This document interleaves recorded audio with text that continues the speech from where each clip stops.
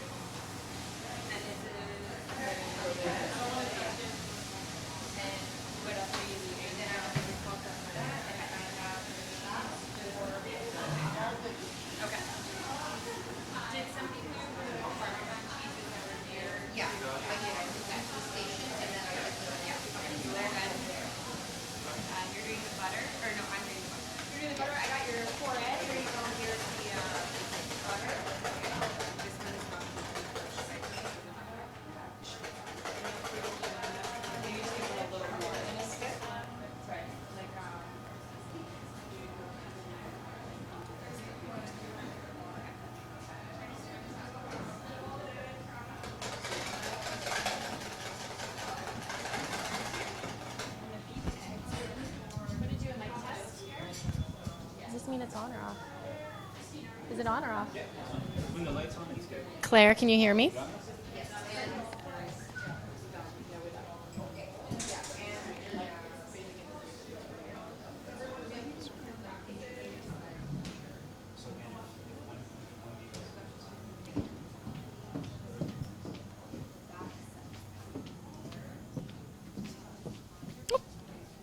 Hello, welcome.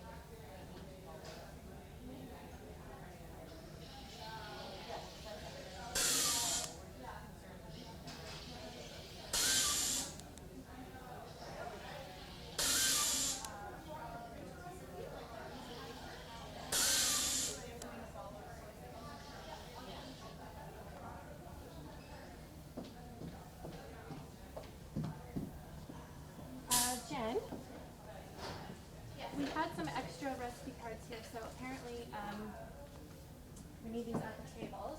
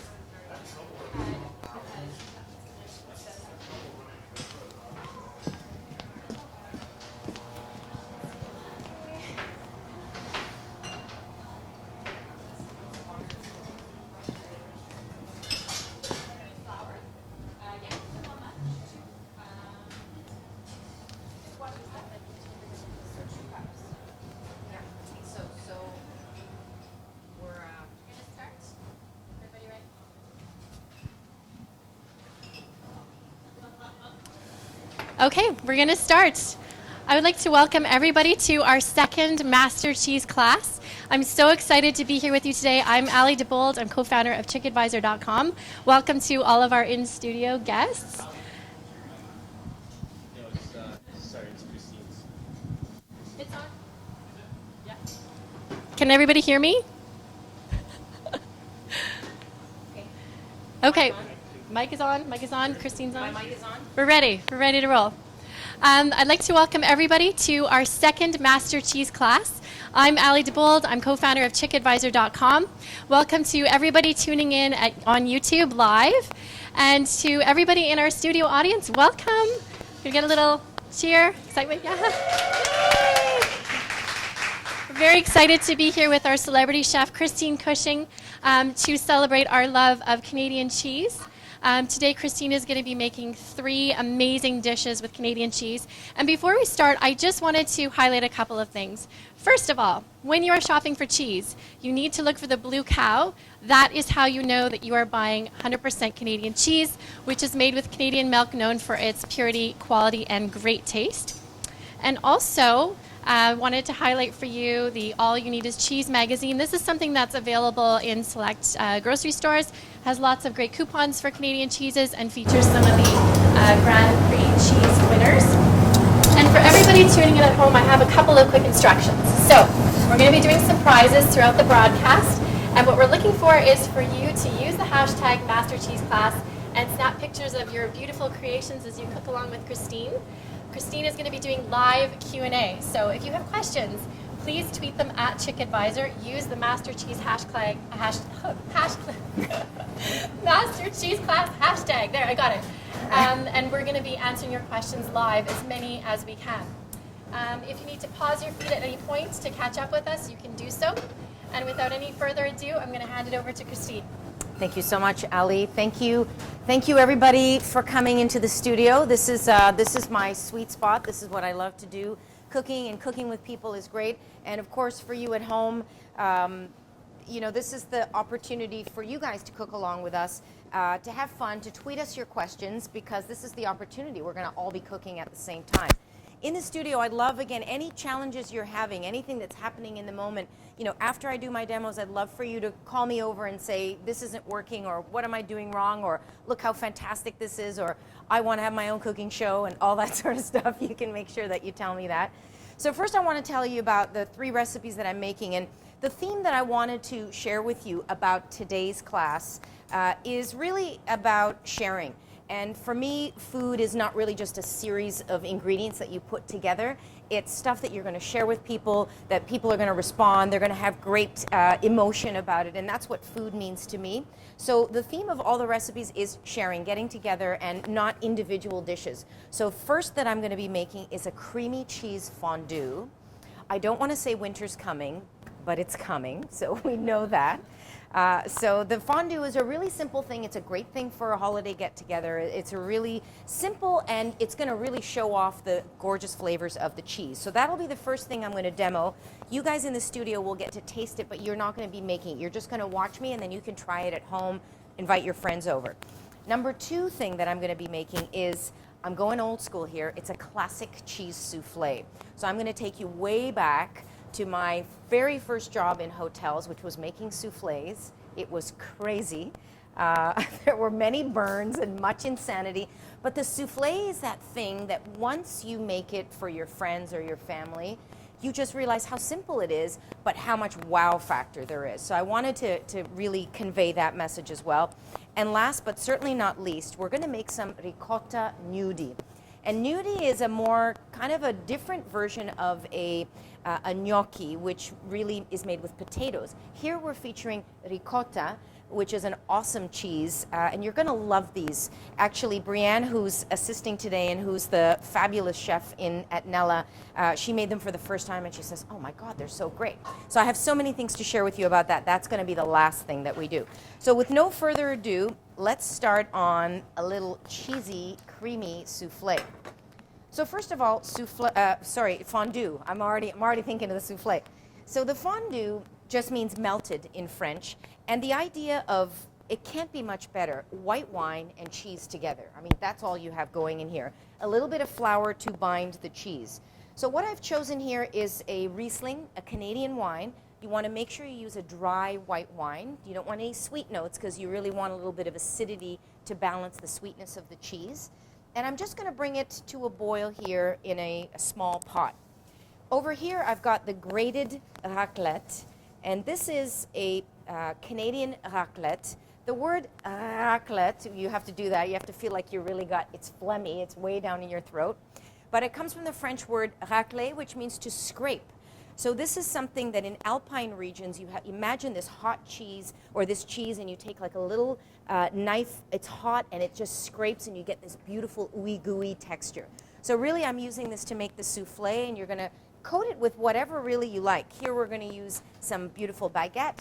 You can also do broccoli, you can do cornichon, you can do potatoes, anything that you love enrobed in cheese. So, low temperature on my boiling. I have a little bit of extra wine here for me if I have to drink it, but also if I've evaporated too much, that means that I'm blabbing too much and not cooking enough. So once that comes to a nice gentle simmer, I'm going to take the grated beautiful raclette cheese and I'm going to blend in some flour. And all this is doing is going to create a texture that once it's melted, it's going to stay together. So you want the fat and the creaminess all to make this beautiful unctuous coating for whatever it is that you're going to dip it in. You can use cornstarch if you don't want to use flour, but just that little touch. So now it's this easy. I take a whisk, my beautiful Riesling has just come to a simmer, and I'm going to slowly add the cheese to the wine. Okay, and whisking along. If you see that it's melting too quickly, you can just take it off the heat slightly, because the idea is to make it gradual. That's one of the things to learn as a budding chef or a home cook.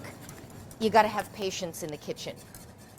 And, you know, I'm Greek. Greeks in general are not very patient people, but I'm going to make a really good fondue. I'm going to be patient with it. So just stirring. While this is coming together, let me tell you a little bit about the taste profile of this raclette. It's in the Swiss style of cheese making. So Emmentaler, Swiss, raclette, Gruyere, all of these cheeses now are made in Canada, and they have this nuttiness.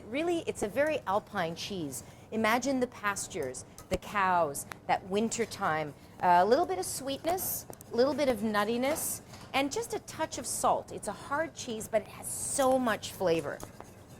So right away, you can start to see that it's just happening here.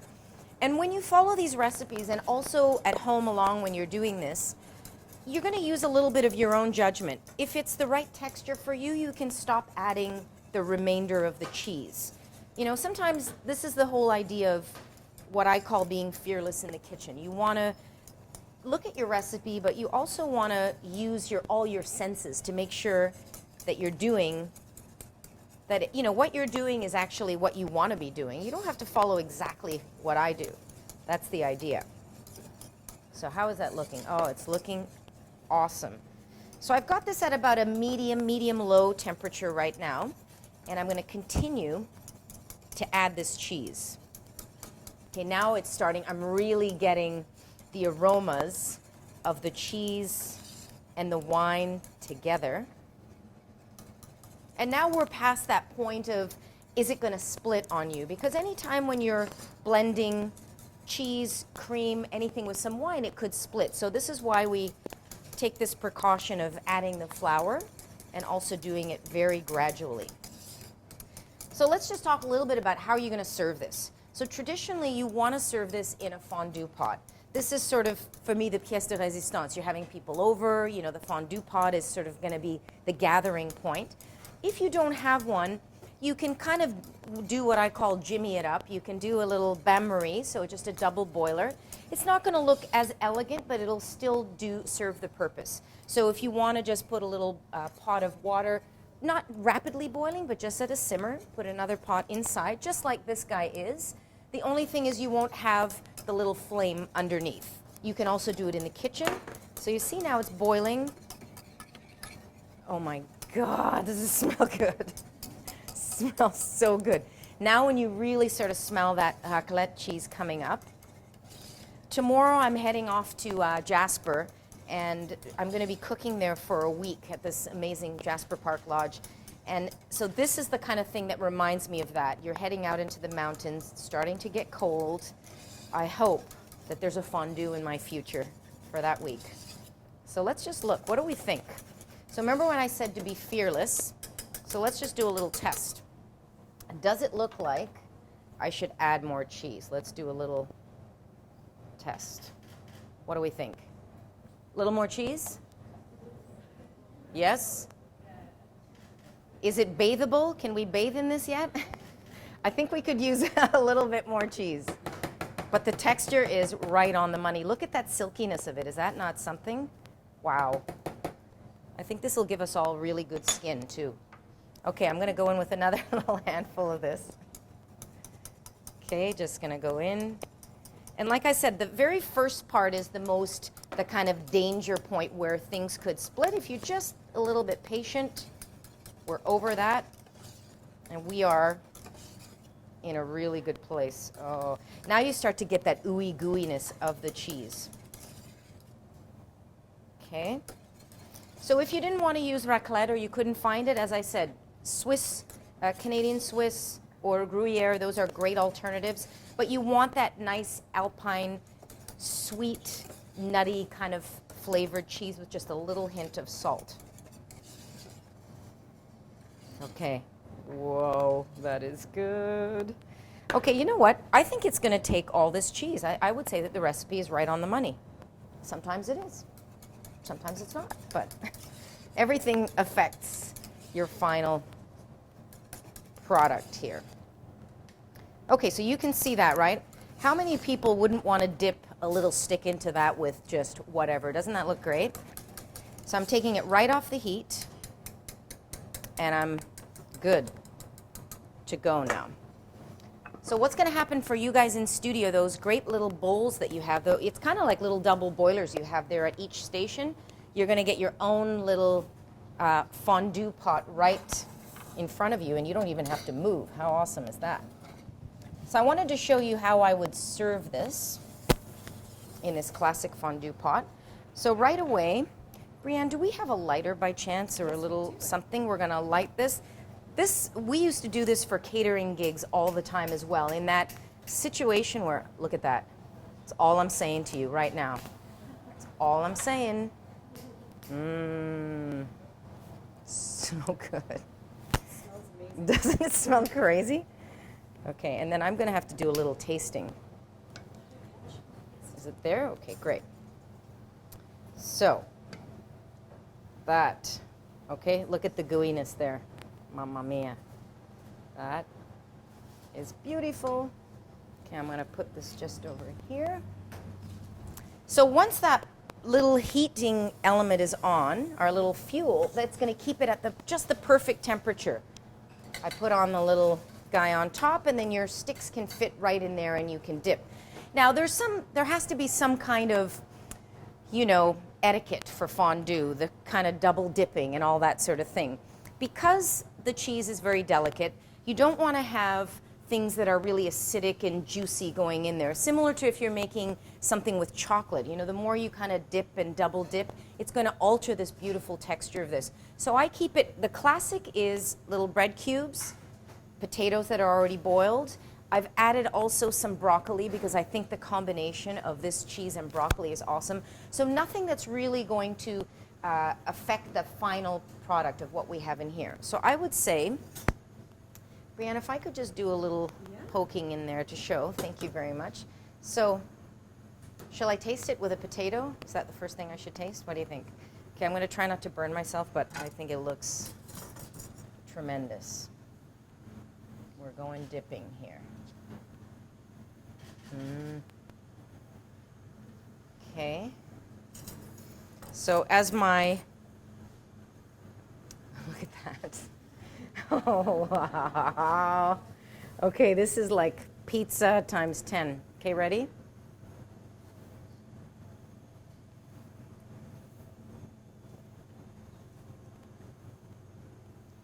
That is good. Oh my goodness, that's good. So, I'm not supposed to talk in my mouth full, but that's what you do. You cook, and talk, and then people are here.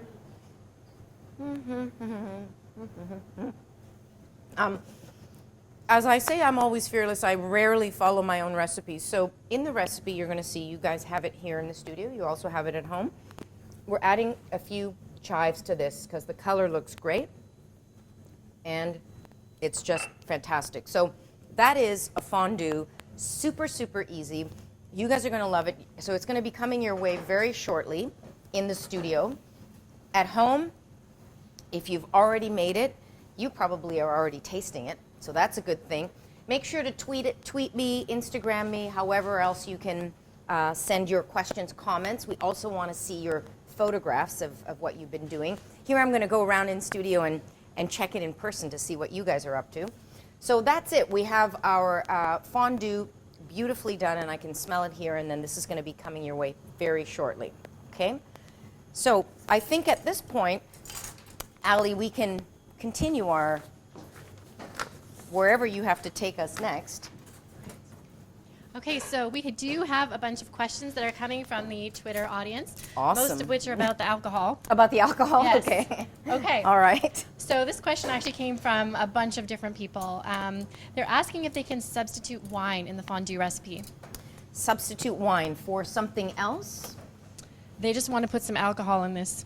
They want to put some alcohol in this. I would say what would be great is something like an eau de vie. So something like a grappa or an eau de vie, something maybe Père William or something like that that has a little bit of flavor but not too crazy. I wouldn't go with anything nutty or really, really intense because it's really going to take away from the cheese. Right, So you don't those wanna would be overwhelm the totally, flavor. totally. Yeah. You wouldn't. You know, things like vodka and stuff have no flavor, so I don't know that would be a good. That would I be a guess the good question choice. is, why do you need to put that in your fondue? Yeah, exactly. That's a good. Actually, that's- it's always a good idea. Yeah, it is for sure. Okay. Yes. At White Nancy asks, can I use a blend of cheese for fondue? You can absolutely use a blend, yes, and that is a really good idea. You could go with cheddar in there, you could really take it to somewhere else. You just want to make sure it's the same texture. So I wouldn't put something like a brie, for example, in here because it's a little bit too soft. So keep in those same textures and absolutely do a blend. Great, fantastic. Okay, at Bretta502 asks, can you make fondue in advance and then reheat it for later? Tricky one. That's a tricky one. You know, I would be tempted not to do that. It's, again, as it sits, then you're going to have a challenge of reheating it. It's so fast. I mean, you saw me making it here from scratch that I would recommend you can maybe grate your cheese, have everything measured, have it ready to go, and then really you're just doing 5 minutes and then you're good to go. That's true, because once it's done, it's going to kind of get a bit of a crust almost to it, right? Yeah, Kind it's of. going to get a crust, and then you just can never know that it's going to reheat the same way. That's and you true. took that time to do it properly, right? Okay, at Raina Ray asks, what if you add too much cheese? Can there be too much? Well, that is a good question. There can be too much because then it will just get too thick. So if you do that, I would just reheat, always making sure you're keeping the temperature. So if this gets too thick, I would just heat a little bit more of the white wine and add it gently to it and just keep stirring like that until it comes together. Not all at once. You just don't want to go psh, the whole bottle or just, you don't want to do that. That makes sense. Okay, sorry, there's been some clarification regarding the alcohol. Yes. They want to know about non-alcohol options. Non-alcohol options. That's a good question. You know, I've never made it with something non-alcoholic. The only thing I could think of would be some kind of a chicken broth or a vegetable broth, you know, something like that. You wouldn't want to go with anything vinegary. I might go with maybe even a vegetable broth, maybe a touch of lemon added to it to kind of mimic That sounds a bit of the delicious. acidity from the wine. That might be a good way to go. I wouldn't do non-alcoholic. I mean, I guess you could do non-alcoholic wine, but that's sort of, you know, again, you're trying to replace it with something that is kind of like it, so I would say no to that. Right, okay, that makes sense. And it looks like the studio audience is about ready to try their fondue shortly. Yes. Do we have any other questions? Maybe I think I'm going to ask some questions from the audience. Maybe we can poke I in there think and ask. that's really good. And remember, if you guys want to follow me, so at CC Fearless is my Twitter and my Instagram. So if you want to tweet me or Instagram me, or you guys too after this event, if you just, at home going, what am I going to do with all this cheese I have? Feel free to do it. So go ahead, Allie. Great. So I warned these tables here that I was going to be springing surprises on them and asking questions. So as you guys have been listening to Christine, were there any questions that came up for you as you're thinking about how you would prepare the fondue? Yes. Can you pair raclette with a cider if you don't want to do wine? Can you pair it with a cider if you don't want to do wine? Oh, that's a very good question. You know what? It might be nice with it might be nice with a cider. A perry or an apple cider? Because you can even do that non-alcoholic. I would say an apple cider, as long as it's not too sweet. That's the thing. But absolutely, that's a really good suggestion and offer, actually. That's a I like great that. question. Do we Yeah. have another one in the back there? I'm going to pop over to the back. Is it possible to burn the fondue if it's too high? And if so, is that redeemable or do you have to start again? Okay. Okay. The question is it possible to burn fondue? And yes, it is. So what you want to make sure is you can scorch the cheese. So you want to make sure that it's in a water bath. So under here is a big pot or a medium pot of water. So the cheese and the bottom of that pot is never directly touching the heat. Because some people say, oh, well, I'll just put it on the stovetop. That's a bad idea. So stovetop means burn, scorch, definitely not. So you can stir it and then remove it. So if it's just like a few friends and you want to do it and you want to be over, in the kitchen, you can sort of do it more quickly, remove it, but it's a bit of a hassle. Once you've scorched it, I'm afraid it's very difficult to bring it back because, the cheese is going to also burn those beautiful sugars. So once you've scorched it, I think you have to start again and make it fresh. Okay. Great. Do we have any other questions That is here a in good this room question, here? though. No? What about in the front? Do we have any more questions here? No, they're all How are we cheese doing, fondue girls? experts. Christina, I Okay. do have a couple of other questions Okay. from the online audience. So at My Domestic Dish is asking, would you consider using mustard in the fondue? Yes, absolutely. That's a very common thing. So mustard, very common. There's all kinds of things you can add, herbs, just to kind of give a little bit more depth. Also nutmeg is another thing. Fresh thyme is a great thing. Rosemary, you can absolutely. And mustard is one of the classic condiments that you can put into it. What kind of a mustard would you use? I would go with a Dijon mustard. I personally wouldn't go with a grainy one, but I would go with a nice sharp Dijon mustard. To this amount, maybe a teaspoon of mustard just before you're going to serve it. That would be really good. That actually. sounds delicious. Yeah, it does. Okay, at Great Chicks is asking, what is your favorite to cook with and why? My favorite cheese? Yeah. Boy, it's hard to pick one in Impossible. general. I mean, it's really, really tough. It depends on what I'm doing. I typically love using cheese because it's so diverse. Each of them is so unique. It's amazing what you can do with just, milk and a little bit of aging and a little bit of know-how. So I love the surprise and the uniqueness of each cheese. I can't really commit to just one. It's not like a husband. Fair. Yes. I think that's a fair answer. Exactly. Not like a husband. I love Yeah, it. Okay. exactly. At SEO Clade, can I use scotch in the fondue? Scotch, I've never tried it with scotch, but I don't see why you couldn't. Now, I probably wouldn't go with straight scotch because it would be very, very intense, but maybe a little bit with, the idea of, maybe a little bit of scotch in it just to give it, again, that kind of peaty, a little bit more earthy tones. Why not? But does sound full-on scotch, I think it would be A little. a little intense. Yeah. Yes. Okay. At White Nancy has another question. Can I use a crock pot to keep the fondue warm? I think you can because the crock pot by nature is going to have a kind of an even distribution of heat and not direct heat.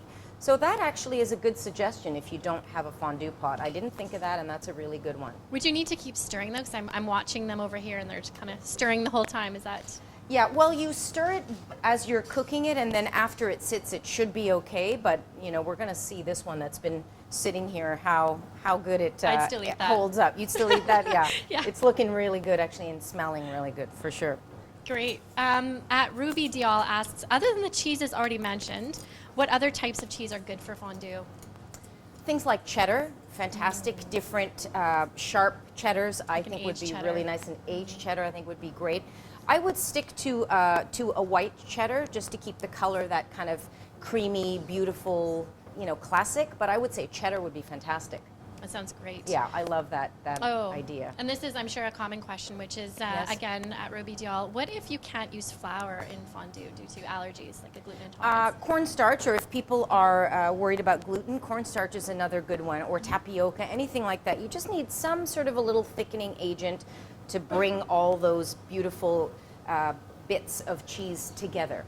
But I think cornstarch, I often make it with cornstarch as opposed to flour, so that's a really good question too. Great. Okay, and I think we have time for one more question. Oh wow, I can't pronounce this one. It's a great question though. Is it possible to rescue fondue if fats start to separate?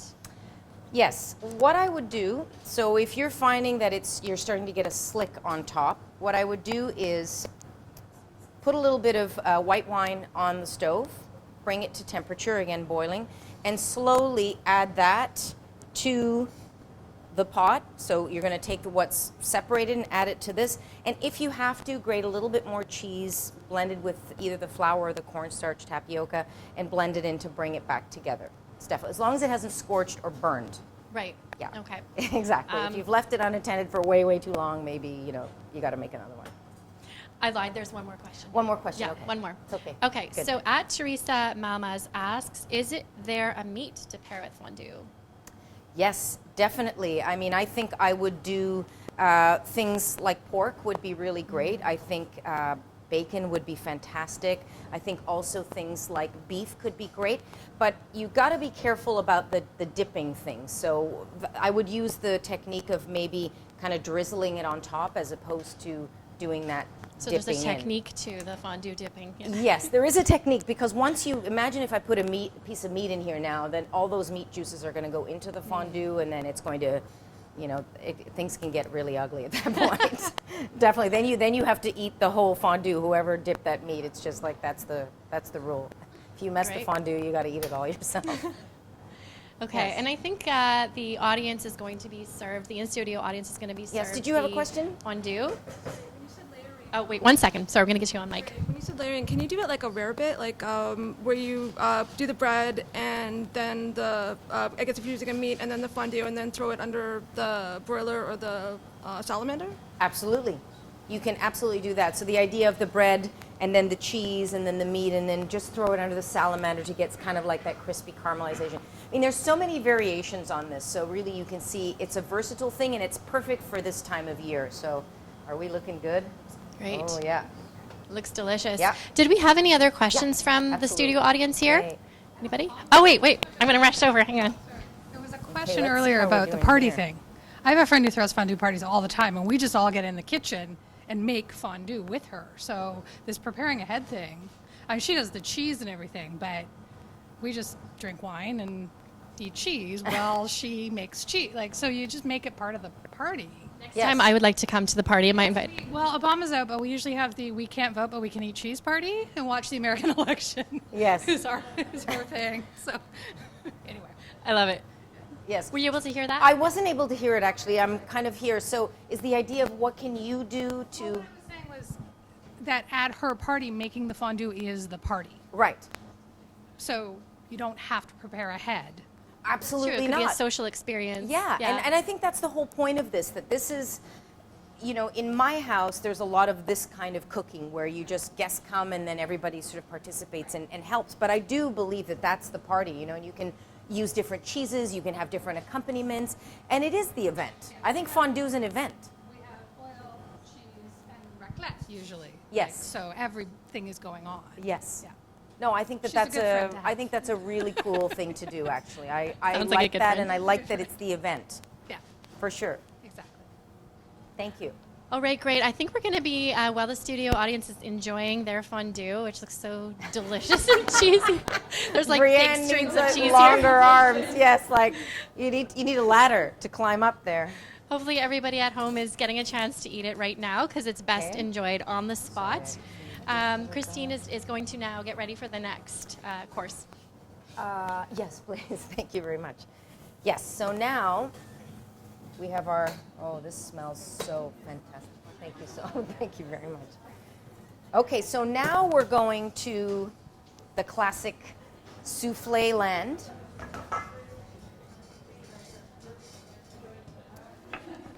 So I think it makes sense. We're gonna let everybody in studio taste the fondue and kind of get to know the fondue, and you at home to really get in your moment, because I hope that you're tasting it now too. It's pretty easy and pretty fast to make. So I'm gonna gather my goodies together for the next dish, the souffle. I'm gonna do this.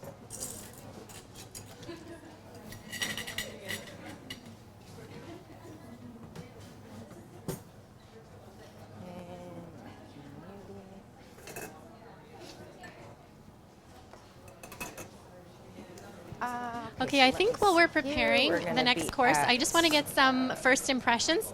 We're actually going to be handing out the first prizes very shortly. Okay, so Looks like you're about to take the first bite. souffle. On camera? I've got my roux. Milk. I need my milk for this, so I need 2 cups of milk. No pressure. I've got my yolks. Did you try it already? What do you think? It's really good. Thank you. Okay, I've got my yolks. I got my cheddar. Big thumbs up. Yes, I got salt. You guys able to grab a bite here? Try it. Dig in.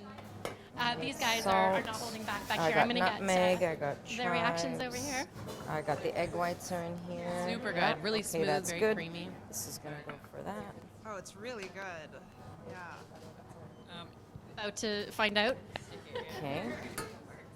So maybe because they want this one to be shot at the end. I looks don't so know how we're gonna delicious. do that, but maybe we can put it. Maybe we take it away. Okay, Yeah. so I actually have our Yeah. first prize winners Okay. for the first 2 prizes from this course. Let me know when we're ready to announce. All right. Okay, so at Michelle Beauchamp, congratulations. We're going to be mailing out your prize later this week. And also at Crystal Jama from Instagram. Congratulations. Keep posting pictures of your creations For the using souffle? the hashtag Okay. Master Okay, Cheese let's go. Class Okay. because we're going to be awarding more prizes let's throughout go. the broadcast. Congratulations. Enjoy. Fantastic. That's great. So we want it at 350, yes. And I need to put it in just a bain-marie also. We're going to need a couple of bain-maries for them. I'm going to ask this table Yeah, over hotel here pen is how awesome. we're enjoying. Hotel pen is perfect. Everyone's got their mouth We full. have that, we have this. Delicious. Really good. Yeah, delicious. We're having issues with Okay, so I don't know how this stacks up for your party experience. We use a lot more garlic in our Add party. milk slowly. And we're usually a lot more drunk. Heat, So- 45. No, it's very good. It's very good. With egg It's, whites I think clean, my friend continue uses to more of a whip. grater Okay, normally, so so this is it's good. a sharper cheese than we've used here today. And that would go very nicely with your wine. Great. How's it going over here? You guys have had a chance to have a few more bites. What do you think? That's really fruit flavor. Really, really good. Yeah. Yeah, the cheese flavor is really amazing. Tastes really good. What's your favorite thing to dip? You guys have potatoes, bread, broccoli. What do you think tastes best with it? The bread. The bread. Potato. We're all for the starches over here. No one said broccoli. What's wrong with broccoli?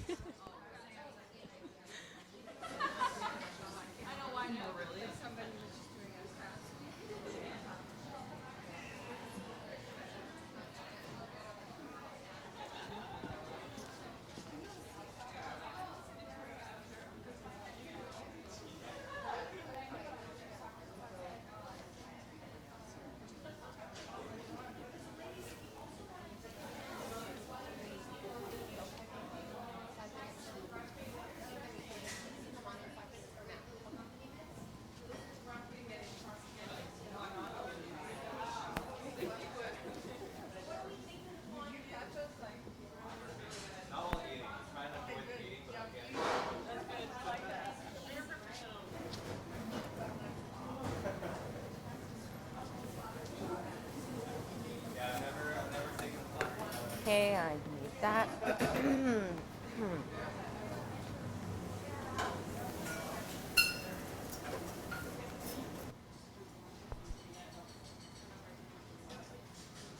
For everybody at home, do we have any other questions as you are enjoying your fondue?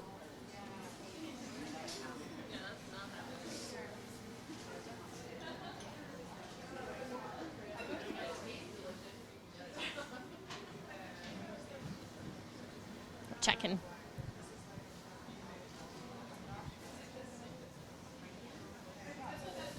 Okay. Can I just get everybody's attention? We're going to actually start preparing the next course. So we're going to do this a little bit differently. We're going to be doing 2 courses back to back. So if I can get everybody quiet here, we're going to start. And everybody at home, buckle up. We're going to build 2 courses back to back. And then after those 2 courses, I'm going to be announcing more prizes and answering more of your questions with Christine. Okay, so now that we've had a chance to taste the fondue, I want to take you to my classic cheese souffle. The great thing, what I love about this recipe and what I love about a souffle in general, it takes me back to my very first job when I was working at the Four Seasons Hotel. And you can't imagine the insanity of making souffles professionally. You have to deal with, the timing and the kitchen and all kinds of people running around in the kitchen. At home, it's so much easier. It's just you and your friends or your family. So once you get the hang of it, it's actually very simple. So I can't make a souffle without thinking of my hotel job, and I do remember it very fondly. So what a souffle is, it's a beautiful, fluffy, puffed up, perfect Julia Child masterpiece. She loved to make souffles. And the idea is you want to get some kind of a base. It can be sweet or savory. In this case, we're making it obviously savory with some aged Canadian cheddar. So I want that nice sharpness from the cheddar. And then I just want to make sure of 2 things. The base is always going to be something like a roux. So you're essentially making what we call a bechamel in culinary terms. So it's a little bit of flour and butter. You're going to add some milk to it, and that's your base. And then you can add pretty much whatever cheese you like that has a really nice melting ability and a good flavor. So my roux is off the heat once I've melted and worked in the butter and the flour. And now my trick, because there's so many little things about cooking that once you learn them, you say, oh, that's why it's been messing up all along. But here, the best way to make a bechamel or a roux is you take the pan off the heat and you add your milk at room temperature or cold very slowly. Because this is what I call lump zone.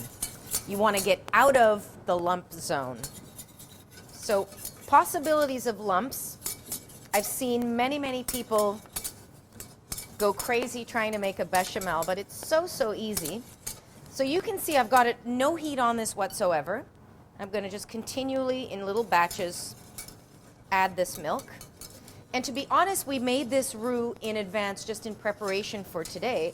So at home you can measure everything out, and it's pretty easy. You just have to be a bit precise with a souffle. What I used to do when I made this, so imagine you're making it for a restaurant full of people. You don't know how many people are going to order it. You have to make it in advance. You can't make the batter or the base that way, like that moment. So I would make huge amounts of it, and I would whip up the egg whites, and it would be one of those like folding it by hand, and you're like jumping in the whole bowl, but it really kept. And then you just take a little ladle, and when you get an order, you place it in individual ramekins, and you're going to do what we're about to do. But it kept for several hours in the fridge, and when people got it at their table, it was just freshly made. Okay, so when I talk about lump-free zone, do you see that? There are no lumps in there. So now you're free and clear to put it back on the heat. Okay, that's the only thing you gotta concern yourself with. Now I can go ahead and add all my milk, because I'm in the lump-free zone, right?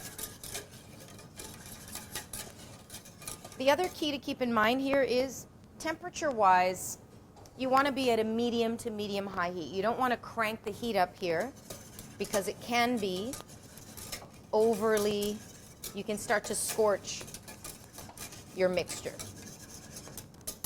Okay? So this would be now in TV terms, the time when you'd have what we call a swap.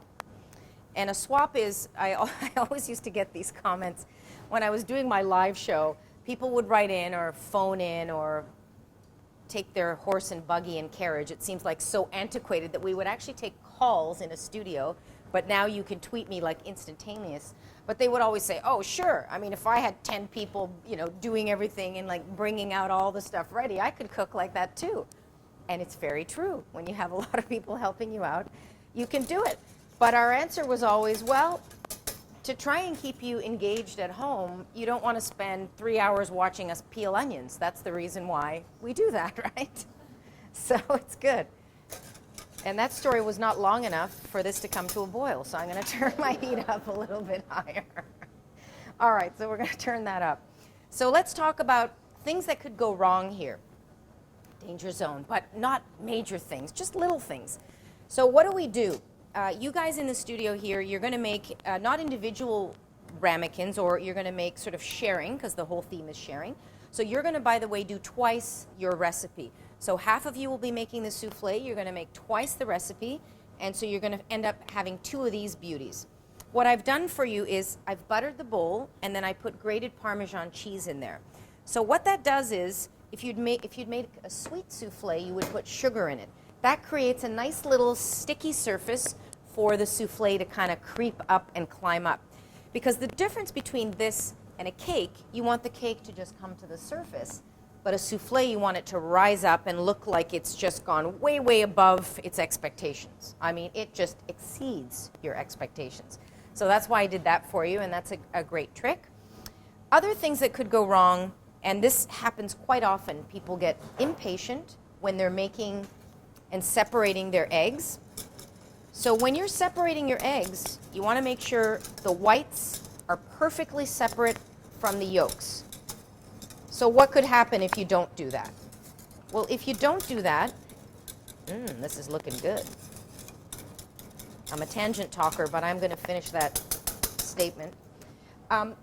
If you don't do that, if you get just even a little drop of egg yolk in your egg whites, the whites will not do what we call mount. So you're not going to get really fluffy egg whites.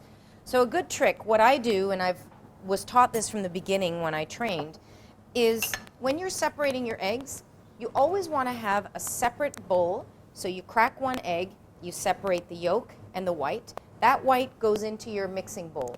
When you separate the next one, you don't separate it over the already broken or separated egg whites, because if you get any yolk in there, then you got to fish it out, and sometimes you don't. So you use that one bowl as sort of the, okay, it's free and clear, now I'm going to dump it in that. It's a good little trick. So here, separating yolks, whites are in my bowl, got my beautiful cheddar, and my bechamel is looking great. So all I wanted to do here is really bring this to a boil. And depending on how thick your bechamel is, that's going to alter the final texture of your souffle. So off the heat, now what do? I want to add these yolks, right? So if I just pour these in, what's going to happen? Everything, we're just going to get cooked egg yolks. So what I like to do is add these one at a time, but I'm stirring them up a little bit like this before I start adding them. And then I want to get a nice whisk. Actually, at this point, I'm going to use my rubber spatula because I'm off the heat. Just I'm going to take a couple of seconds to add a little seasoning. This is nutmeg, freshly grated. If you've never had freshly grated nutmeg, I highly recommend you go into your cupboards right now, not you guys, but you at home. If you have nutmeg that's already grated, take it out of the cupboard, throw it out. And while you're there, throw out your grated black pepper too. No flavor. So this, you take one little beautiful piece of nutmeg that's whole, you grate it, it's got so much flavor. And that's what we're after here. Great little flavor, doesn't take a lot. Okay, so nutmeg is a classic accompaniment to anything cheesy or creamy. See that little mess that I made? It's a thing. I'm pretty messy in the kitchen, but the food tastes so great. I tell that to my husband all the time, and he said, yeah, whatever, stop making a mess. Okay, a little bit of this, a little cracked black pepper. There is a thing that says when you're making a white sauce, only use white pepper. I say no to that rule. I like the taste of black pepper in a lot of instances, and I want to see that it's there. There are some instances where I would use white pepper, but for me it's a flavor thing, and I love the flavor of cracked black pepper. That's looking really good. Let me see what else I have. Oh, I have some thyme. Let me actually follow my recipe. That would be good. Fresh chopped thyme going in there. I might be doing the order a little off from what you guys have at your recipes at home and in the studio, because I just want this to cool down slightly. Okay, now one by one, I'm going to add my egg yolks. So see, I've whisked them, and I'm going to stir very gently or very quickly, but add these slowly. This is called tempering the yolk. And the egg is such a magical ingredient. I mean, it does everything. It's got the protein. It's got the lecithin. It binds things. It gives things richness. And it's a beautiful pairing with the cheese. They just work so well together. Okay, you can see that. When I was a pastry chef here in the city at a great place called Scaramouche, that's probably when I had the best shaped arms. You don't need to go to a gym to work out your arms when you're pastry chefing. But what I did find from all this action here, my wrists, it was just like tendinitis. Oh, it's so, you just repetitive stress injury from being a pastry chef. You wouldn't imagine, but it's true. Okay, so a little bit more of that. And the smell already is fantastic.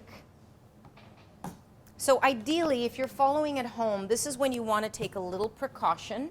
You're probably going to be working, I'll be working ahead of you, but you want to take the precaution at this point of cooling it down just slightly. Okay, but before we cool it down, aged cheddar, how about that? So why did I go for aged cheddar here? I first of all want a cheese that's going to give me lots of oomph.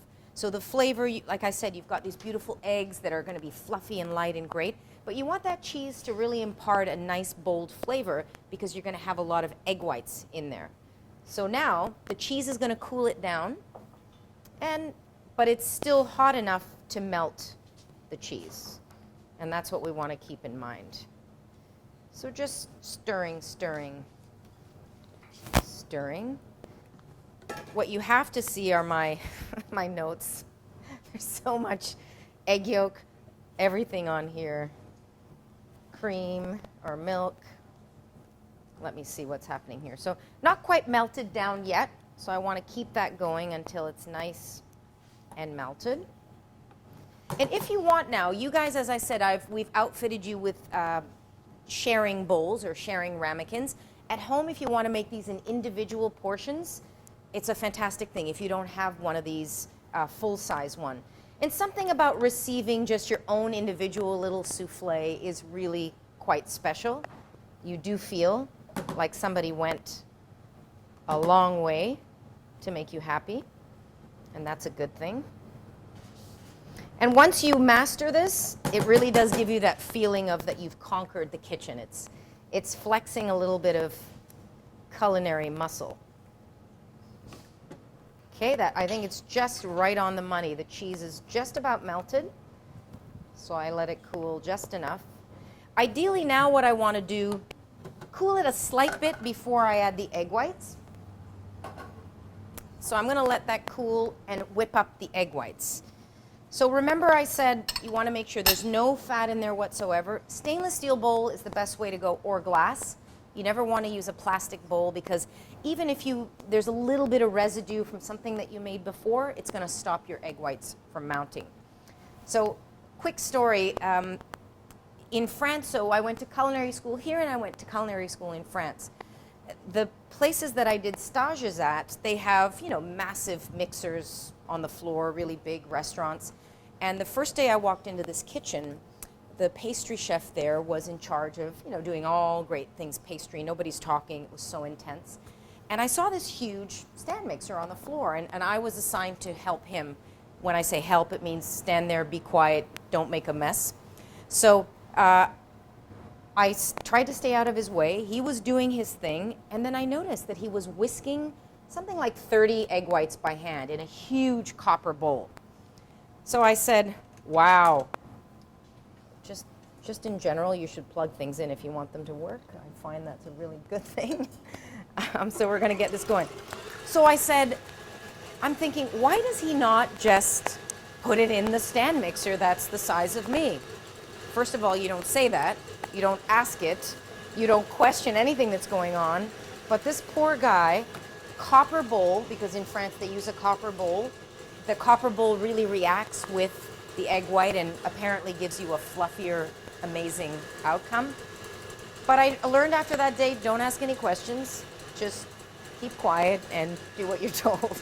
But he really had to do it. So here, whipping egg white, all I want to do is get it to the point where it holds like fluffy, almost like fluffy clouds, where it holds the peak. You're not going to get it shiny because there's no sugar in here to really create that meringue. So if you over whip it, it's not going to actually puff. So here's what we want. I'm going to cool down. Oh, I think we have it perfect. So when I say it holds peaks, that's what we're looking for. Okay? It's holding the peaks. We're going to just cool that down, and I'm going to get it in the oven. Temperature of the oven is 350. You want to use a still oven. Put it into a water bath. So that whole bowl is going to go into a water bath. Last stage, all we're going to do is fold in these egg whites. So a good trick, add a little bit of the egg whites, and this is what's called softening it. Just do a little whisking like that, and then folding gently but quickly. The more mess you make for this, the better it's going to be. Just my feeling.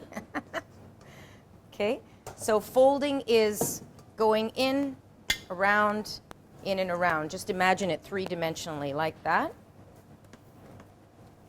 And then I'm just going to pour it in and make sure that I don't over whip these egg whites. I want the whites to still be fluffy.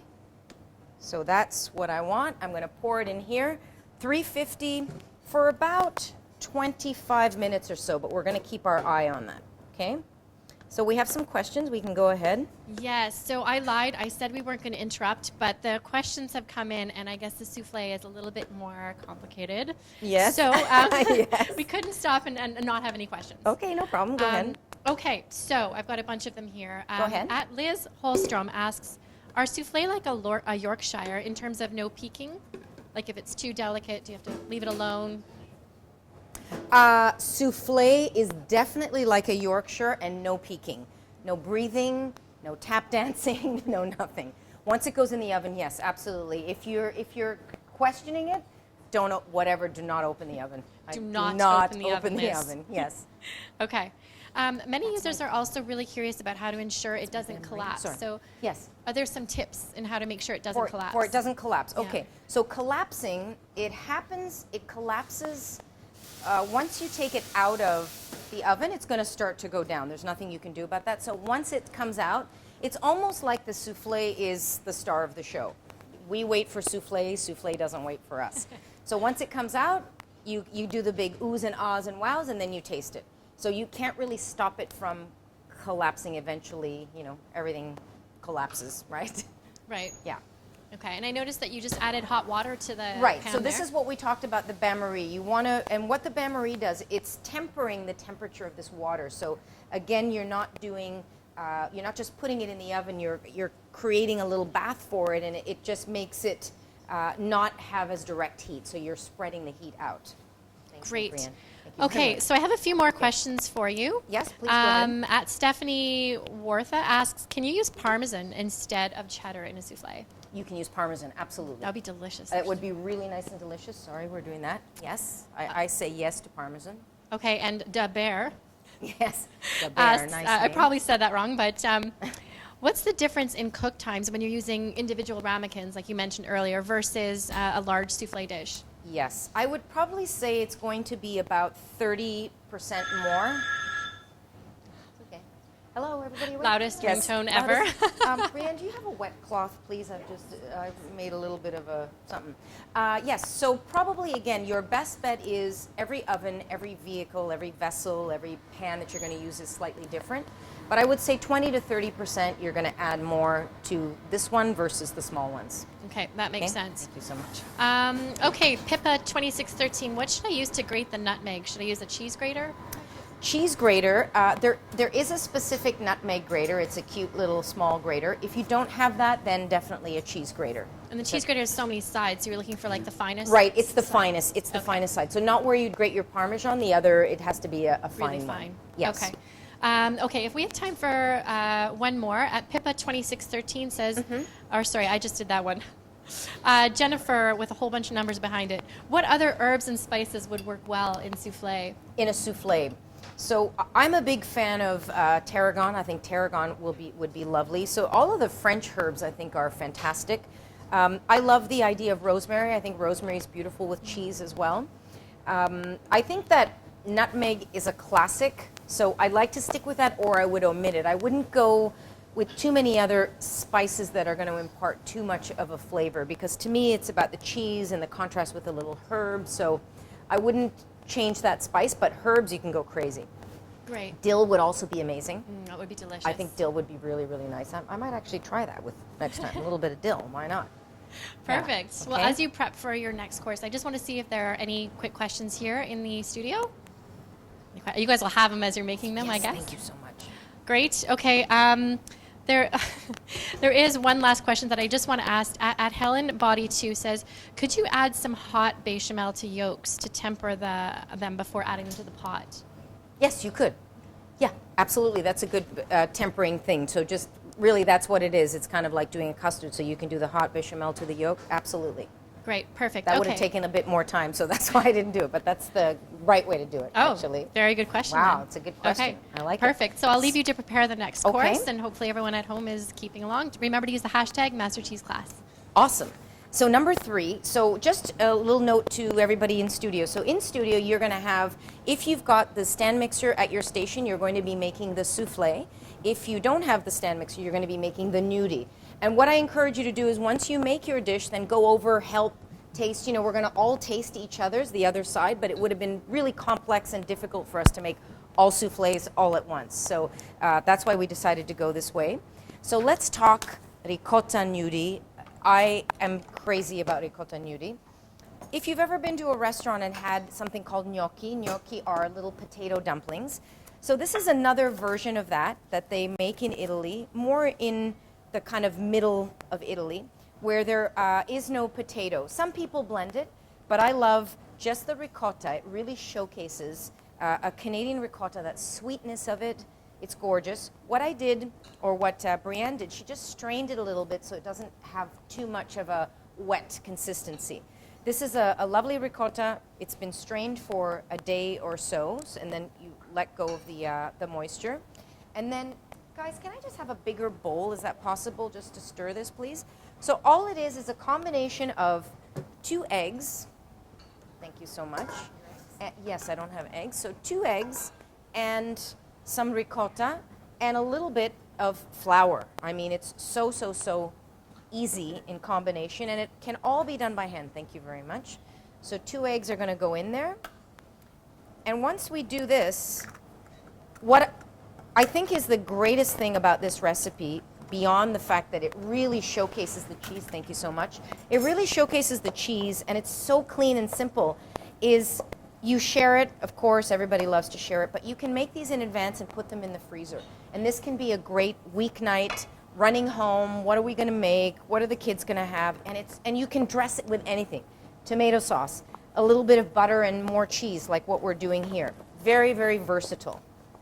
So eggs going in, and now the flour going in. So always when you're doing something like this, there's a range of flour in the recipe. Here I'm saying 1 to 1.5 cups. So I leave a little bit of the flour, because once you've added it all, you can't take it out, right? So it's good to sort of add it, see what's happening. Is the texture of the room too moist? Is the ricotta too moist? All of those things are going to affect how much flour it's going to take. So I like to add that bit there. And then what I do is I flip it out. I don't flip out, but I flip it out onto one of these little boards. And this is where you really feel like an Italian nonna. You know, you really feel at whatever age you are making these, it feels like that. Everybody's going to love this thing that you made. Using your hands gently. And the key here is to knead, but this is not like kneading bread dough where you're applying a lot of pressure. You have to have this beautiful skip to your step. So just gently. We just actually made a couple to sample before you guys got here. Ridiculous is all I'm going to say. Ridiculous. So here it's feeling like it's coming together. It should be a little bit sticky to the touch. If you want it to be a touch drier, just a bit more flour. How we made them is doing a quenelle, which is using 2 spoons, but you can also do them in what's called a rope format. So you see that texture? It's a little bit soft, but it's so fluffy inside.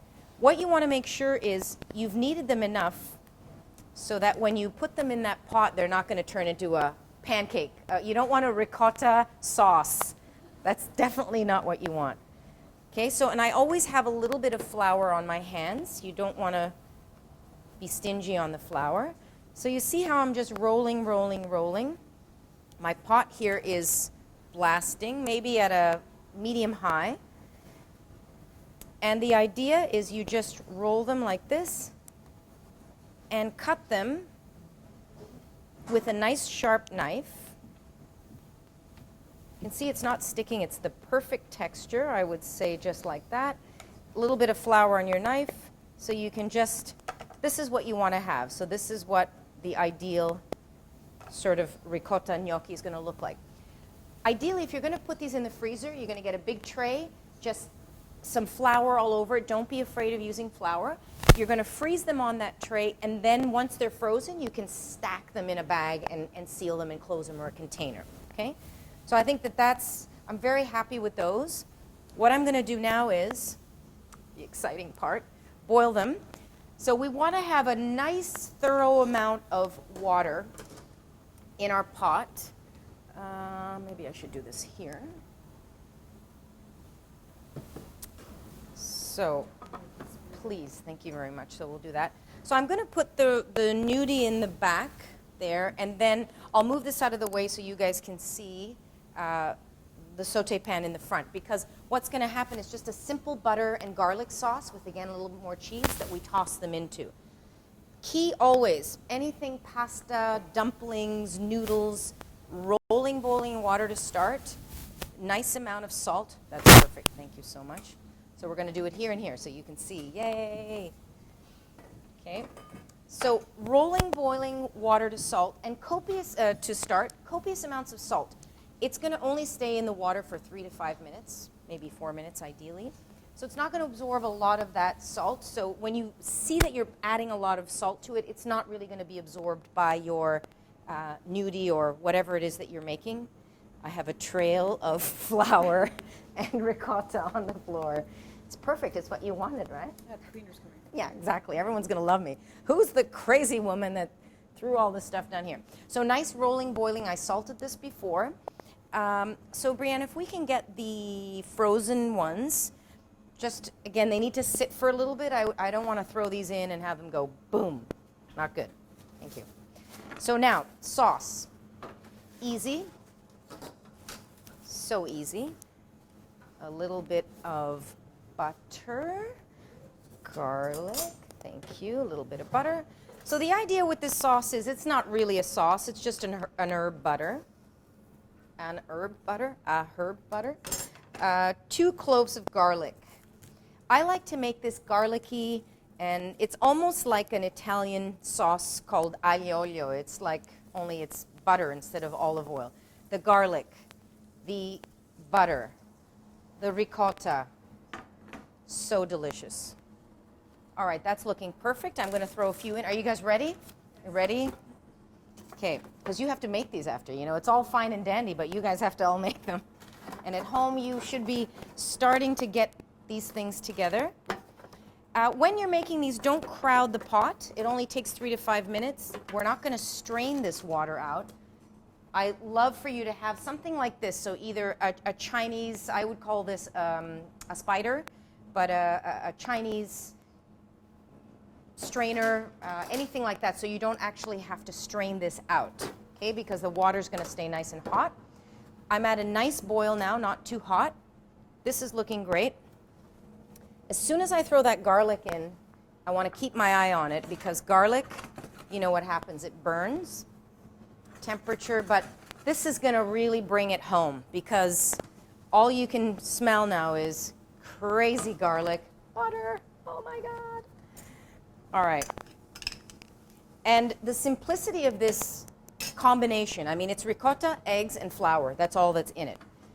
And sometimes it's the simple things that are great. So I'm going to fix this sauce exactly how I like it, and I'm going to keep my eye on the garlic.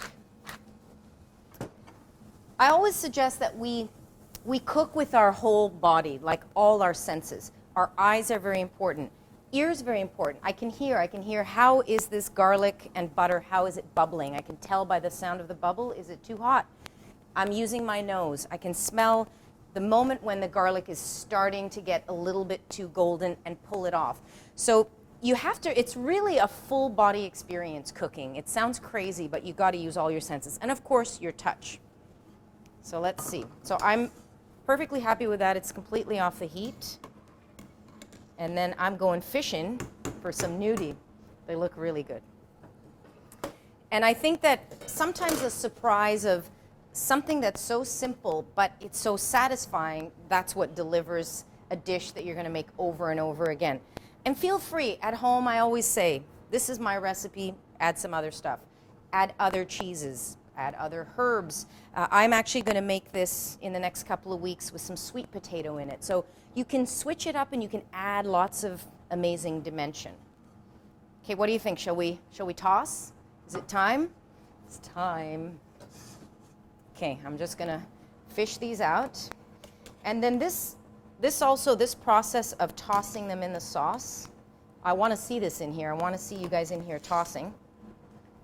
Now we can jack up the temperature a little bit because we've got some insulation. We put the nudie in there, the temperature has gone down. Now we can say, come to mama. I don't know. I've never said that. I have no idea why I would even say that. I don't think I've ever said that in my entire life. Never. So, but I said it now. Lots of fresh herbs. You can't go wrong with fresh herbs here. Just before it's going to go in.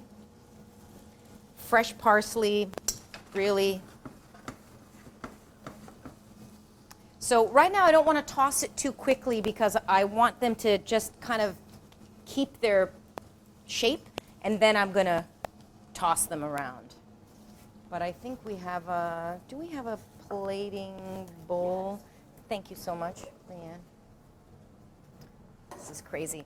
I was just in, I'm shooting this documentary, and I was traveling quite a bit around Europe and Asia, and I went to the Cordon Bleu in Paris. Phenomenal, amazing culinary school. And I did an interview with this teacher right out of Ratatouille. I mean, this character was right out of the movie. Loved him. And this poor young Asian girl was his assistant, so, you know, bringing all the stuff. And he's 10 times worse than I am. Like, he's like, what are you doing? Like, he's just yelling at her the whole time. She was like, oh, my God. It was hilarious. So, okay. So this is what we're talking about, right? Look at these amazing little nudie, enrobed individually in a little garlic. Then, of course, what does it need? A little more Parmesan, just delicately sprinkled on top. Am I hearing oohs and ahs there? Okay, a little bit more cracked black pepper. And that it is the ricotta nudie with garlic herb butter. Okay, so everybody, avanti, go for it. But I know Ali has some things. I just want them to get going. Okay. Okay. Are you going to try a bite? Oh my good. I was going. Yes, I have one. expecting this. Look, I have a fork in my In your pocket. sleeve. I happen to have a fork in my sleeve. Yes, I have a fork up my sleeve. It's true. All right, let me do a little taste. Smells amazing. Oh, it's crazy.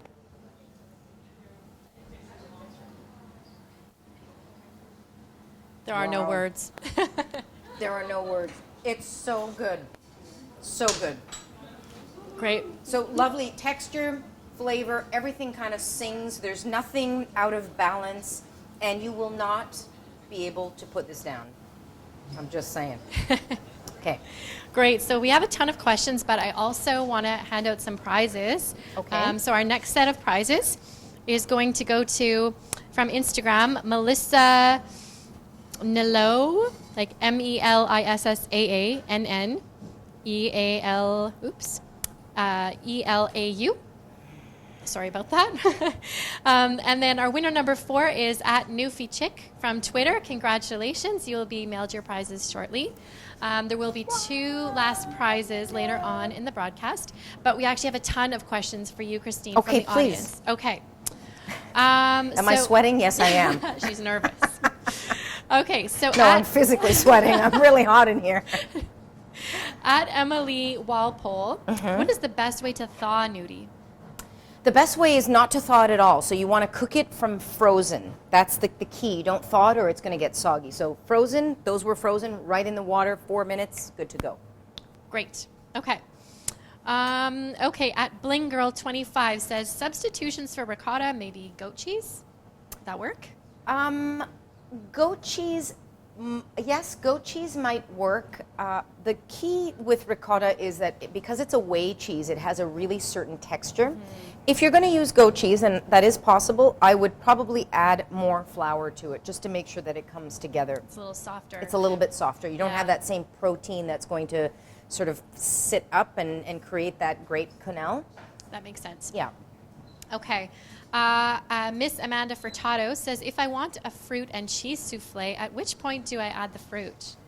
So, a fruit and cheese souffle. Yeah, backing up to the souffle for a minute. Yes. You would add the fruit in the form of either a puree or diced at the same time that you add the, just before you add the egg whites. So where the cheese went in, that's the same place that you would add the fruit. Because once you add the egg whites, you want to keep it fluffy. You don't want to mix it after that. Right. So everything should be in before that. That would be actually delicious. That would be delicious. Okay. Again, another souffle question. So at DeBear says, how far in advance can I prep the souffle and store it in the fridge? I would say that you could make it up to several hours in advance. You really want to make sure that your egg whites are nicely mounted, but I would say 2 or 3 hours could be done for sure. Okay, great. Okay, the souffle looks so The souffle is looking gorgeous. I don't know if we can get a shot of that. It looks amazing. Yeah, it looks so great. Can you guys see? Looks so good. Where's Julia Child when you need her? Right here. Right here. Yeah, right. Okay, at MacP715 says, if you add too much flour and it's overly stiff, how can you fix it? So if you've added too much flour, a good remedy is just to take a little bit of milk and loosen it up. And that's a common thing. It can be a little bit stiff. Just add a little bit of milk, not too much, and then loosen it up and then go from there. Great. So another substitution question. Can you add, Ocean Sunrise 8 says, can you substitute quinoa flour or any other flours, gluten-free flours? You know, I can't answer that because I'm not sure that I have made it and know how it works. I have made it with cornstarch.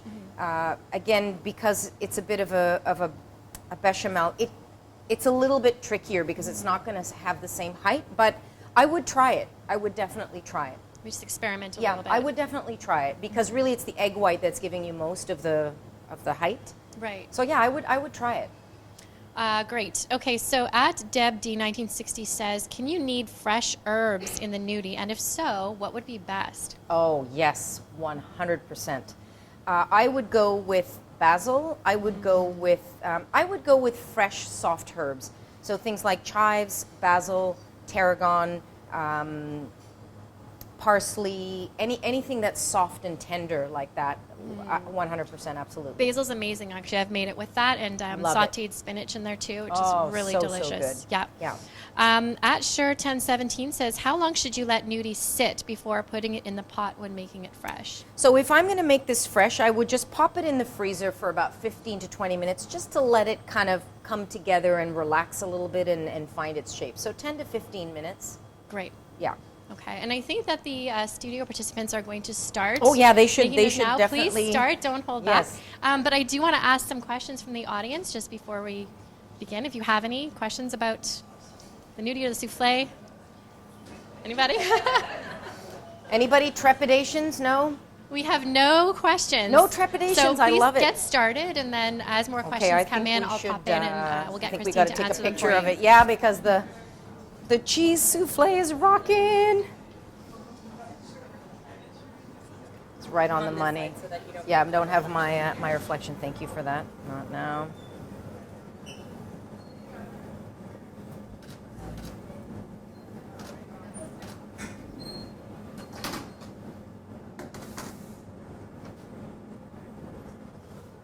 All right. So, who wants? Of course. Oh, I'm sorry. That's okay. And I think this one's actually a really good one and something that would happen to a lot of us. Okay. probably. Yes.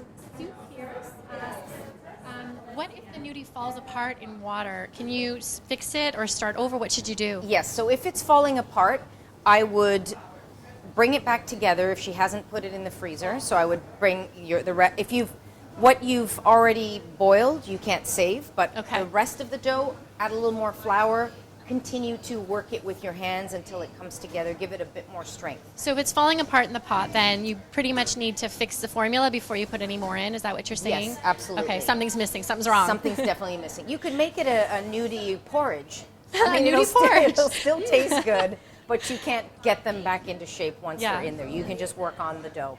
Okay, so Yeah. maybe it's a good idea to just put a couple in to start to see how they hold just together. to see if they're holding shape. Yeah. That's a great idea. Okay, That's actually great. a great idea. Okay, so Melissa asks, if you want a sweet gnudi Mm-hmm. instead of a savory, what are some flavor suggestions or combos?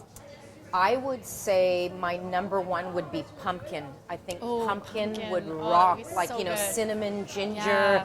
maybe some caramelized nuts.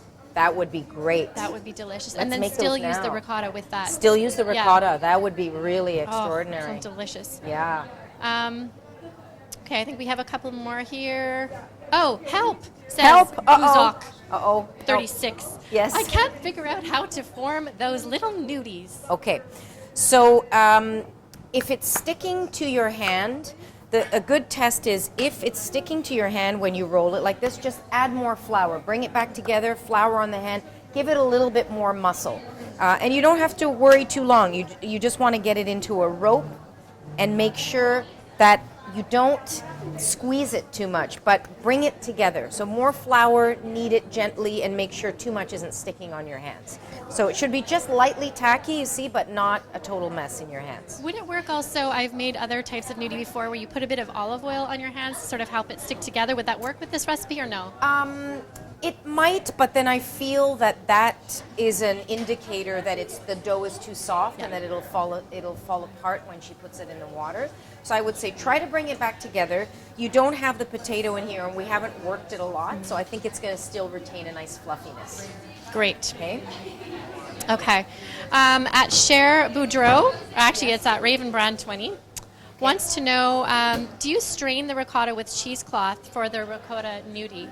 Do you need to? Yeah? Yes, it's good. We just want to look at this look at because that it looks incredible so souffle. great. I love that you stopped to take a picture. I'm sorry, I had to do It is that. a beautiful thing. You know what? Cheese souffle waits for no one, but doesn't that That's look what great? you said. That looks amazing. Yeah, we got to pull it out. So, you guys want to see the final cheese souffle coming out of the oven? Final shot here. Of Ready? The souffle. You guys want to Is see? it going to be It looks like? amazing. Okay, thank you. I want to put it right down here. Okay, this is I going to hope be a yours money at home shot, look guys. like this too. Yeah, I think they should come and shoot. Where's our photographer? We got it. Oh. Yeah, where did he go? I think we should ask him to do. Yeah, Kevin, we need a picture of the souffle. Yeah. Yeah, because Wow. that's not going to Oh, look wait. at Like I that. think this should be your money shot. And look at the texture of it too. It has almost like it Yeah. jiggles a little bit. Yeah, it totally jiggles a little bit. So we want to do that maybe so you have a... Yes, Can we this pull it? Yeah, 'cause is it's what just it's gonna go supposed to look down, like. right? So you're saying it's going to fall. That's Oh, to it's be going to fall. expected. Yeah, it just deflates. That's what happens. Looks amazing. But it looked really great. That's all we need to know, right?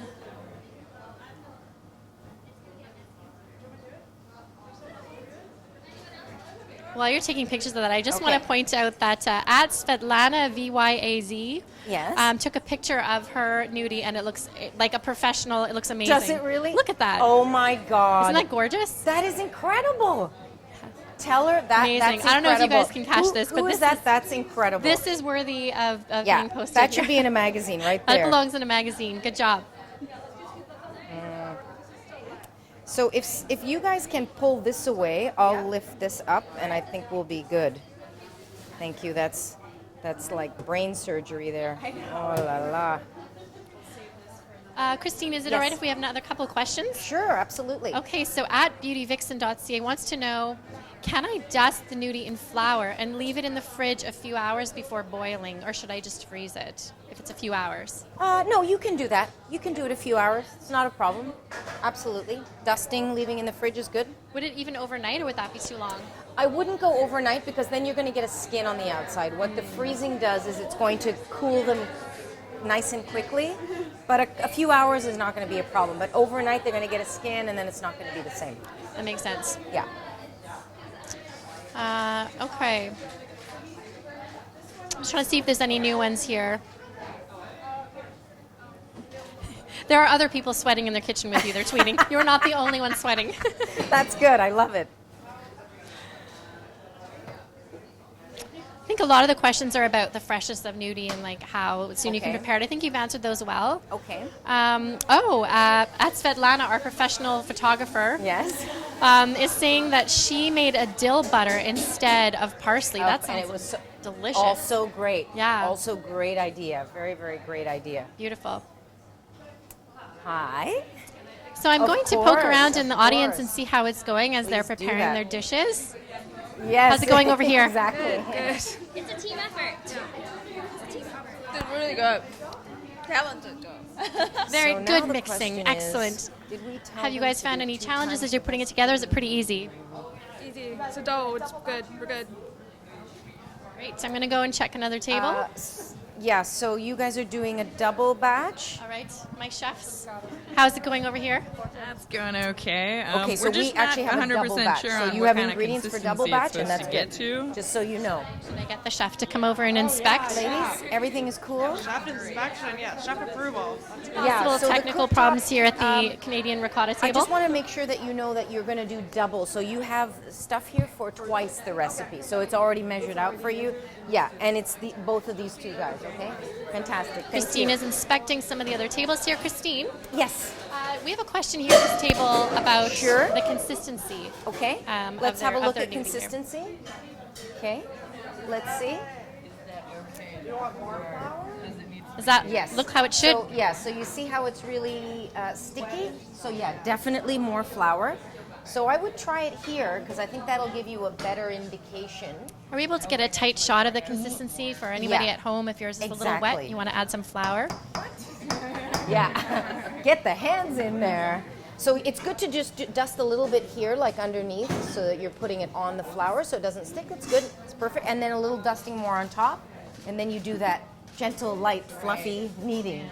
The dance, exactly, that's it. It's good, okay. The cornichon smells good. Can I taste one? Go for it. So good, thank you.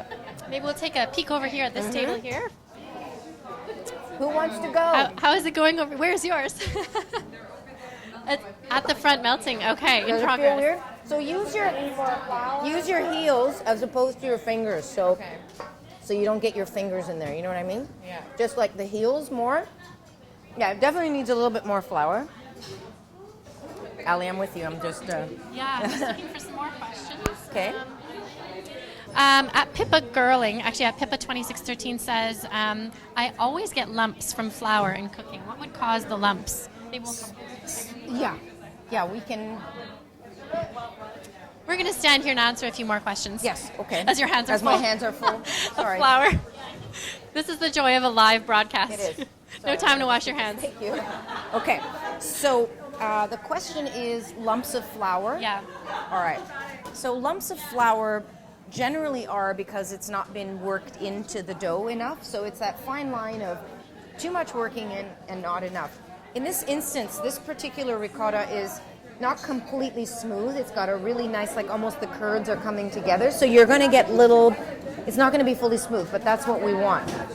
In a situation where you're using a smooth ricotta, you want to make sure that you work the flour in, otherwise you're going to get lumps in there. So it's just a matter of working it in a little bit better. Gently and quickly. That makes sense. We have people tuning in from Yukon here, actually, which is Wow, really cool. Yeah, all that's over. so, wow. Is it Welcome, cold? Yukon. Welcome, Yukon. And I know it's a stupid question. Is it cold there? Hello. Not to Well, maybe upset you, but we didn't have to wear winter jackets today. It's sunny. Yes, it is. Okay, so can the souffle be made in individual ramekins? I think you already answered that. Yes, absolutely. So individual ramekins takes less time. It takes a little bit more time to pour it. That's why I think it's a nice sharing thing. But it is a really delightful thing to serve. You just got to be a little bit more fast. Yeah. The questions are coming in so fast. Yes. I'm going to scroll to a few more recent ones here. Let's see. I love that some people are cooking with their dog. Oh, that's so cool. With their He dog, looks with their very kids, excited. their Yes. husbands. So amazing. Okay, let's see. Someone's watching with bubble guppies in the background. That's adorable.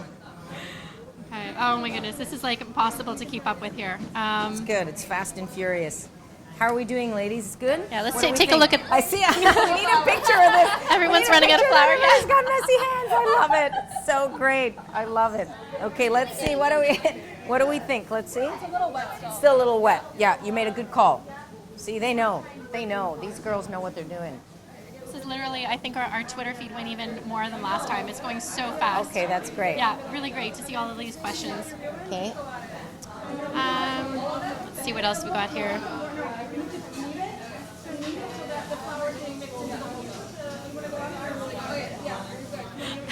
There are so many things popping up. It's our entire I feed know, here. it's nuts, isn't it?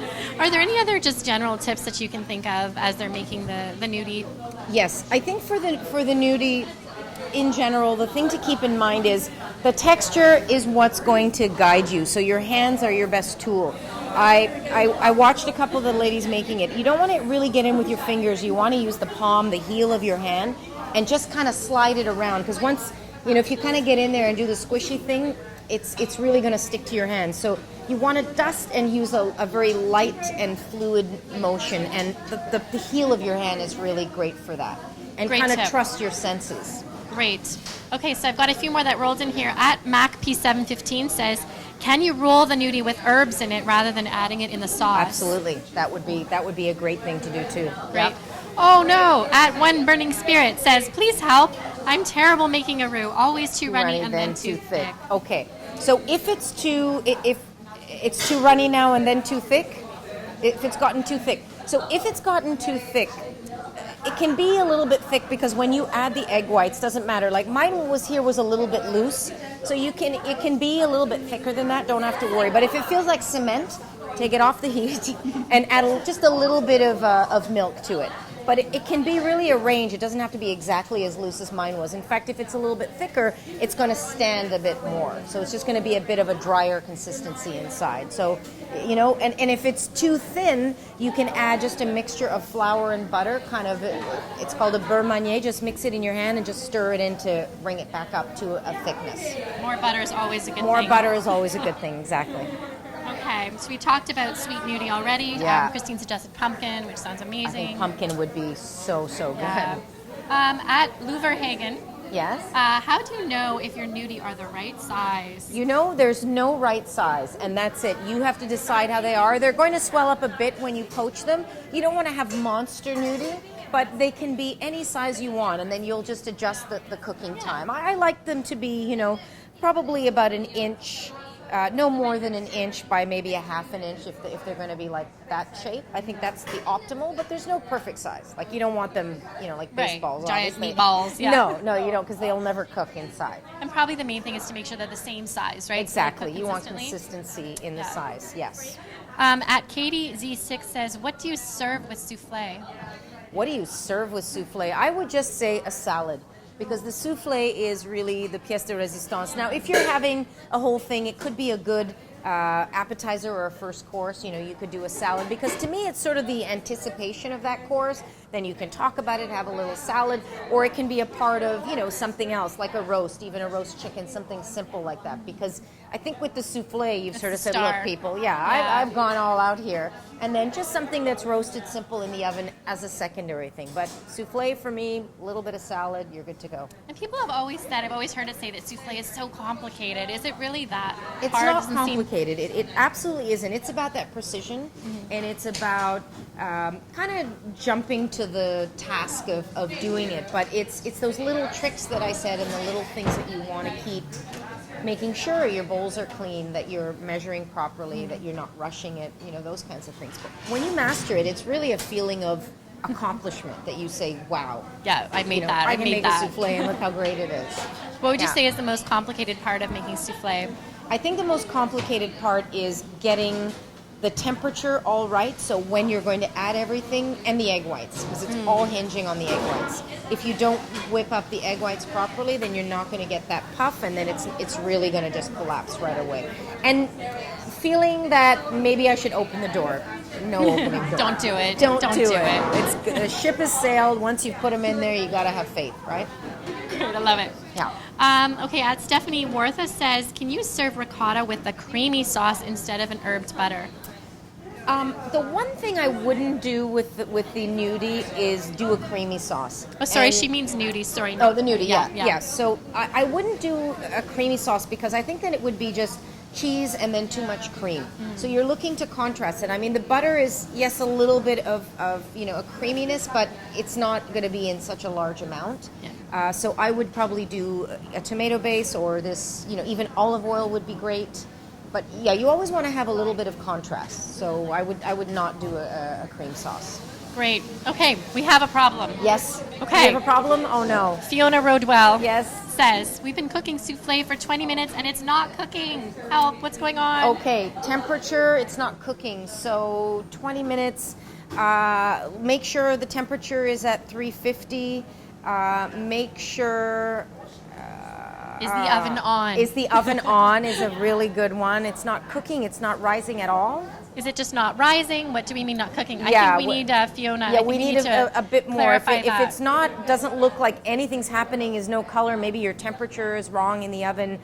Check your if you have a convection setting, put it on convection. That'll help to kind of spin the heat around a little bit. I feel like I need to run over there because I'm thinking She's on her way. Oh my goodness. Okay. Well, we'll see if she responds, and hopefully we can answer that. Yes. Okay, Pippa Gerling says, sorry, I might have missed this, but how do you know if the souffle is done without opening the door? I guess you could turn the oven light on, right? Or Yes, you turn the oven light on, absolutely. And you have to, you really want to have an oven light on. If it's getting too close, also your nose, you're going to start to smell that kind of caramelizing, the beautiful cheese flavor. But amazing you in want here. it to be, it'll be about, good 2 inches up from From where you started? Yes, from where you started. Even from the edge of the actual vessel. So it'll be that much higher than the okay. vessel. Yeah, Okay, good tip. yeah. Sue Pierce wants to know, once the nudie is cooked, can you use it cold in a salad? Oh. I don't see why not. I would say if you're going to use it in a salad, that to toss them in olive oil so you don't have cold butter. But yeah, if you're going to do that, that's actually a great idea. Interesting idea. Yeah, that's an interesting idea. You Yeah. could throw some veggies in there. That would be nice. This question's just funny. I'm just going to Yeah, say it. okay. Fiona Rodwell, do you cook nudie in the nudie? nude? Yes, all the time. All the time. Yeah, all the time. I mean, you know what? Nudity and kitchen don't go well together. It's a lot of burning happening. That's just, I think people have tried that. It just doesn't work. No. It's risky. Yeah, it's risky, Loose and it's parts. not worth it. Yeah. Not good. At Buzak 36, can you overcook nudie? Yes, you can. So if you overcook it, they're just going to get gummy, and they're going to be they're going to lose that light, fluffy texture that they have. So you can absolutely overcook them. Great. So one of our participants is working on finding gluten-free flour. That's Okay, great. that Please is report awesome. back if yeah, it works. please let us know. Yeah.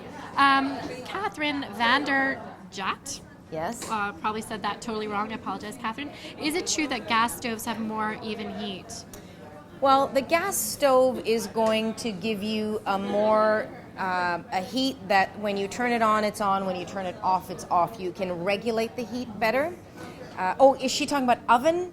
Or I think the gas stove, the stove. Like the top, the cooktop? I The think cooktop. so, yeah. Yeah, so the cooktop, when you regulate the heat, it's on, it's on, it's off, it's off. It's easier to regulate.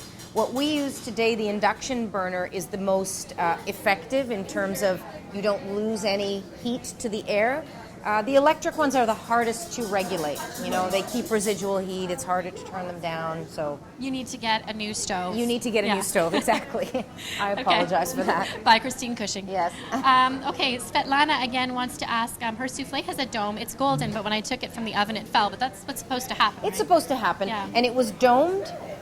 Did you It say was it had a- domed, it was golden, Yeah. and then it fell. Okay, so when it's domed, what that tells me is that you've kind of over-mixed it a little bit. So it should really be flat, and it should rise flat. Another thing could be that you didn't butter and put the cheese fully around the outside, so it kind of caught on the edge, and then it kind of domes up a little bit, as opposed to rising all up. Rising evenly. Yeah. Okay, that makes sense. But it's supposed to drop, not to worry. Okay, here's a question I'm sure you get all the time, but Greechux wants to know, what's your all-time favorite dish to cook or ingredients to work with? Yeah, I Impossible do get. question. Yeah, it's impossible question. I do get that a lot. I can't pick one, but there are certain things that I love to make. One of the things I love to make is orzo. Orzo is a classic Greek pasta that's shaped like rice, and I make it in all different ways. I make it like a risotto. I put lots of cheese in it. I love that. That's one of my favorite things to make. I also love making apple pie. Anything with apples, that's one of my go-to things. But Especially many, this time many of year. things. Yes. Thank you for that. At May Arts wants to know, I have ricotta that has been frozen. Can I use it for the nudie? Frozen ricotta. That has been frozen.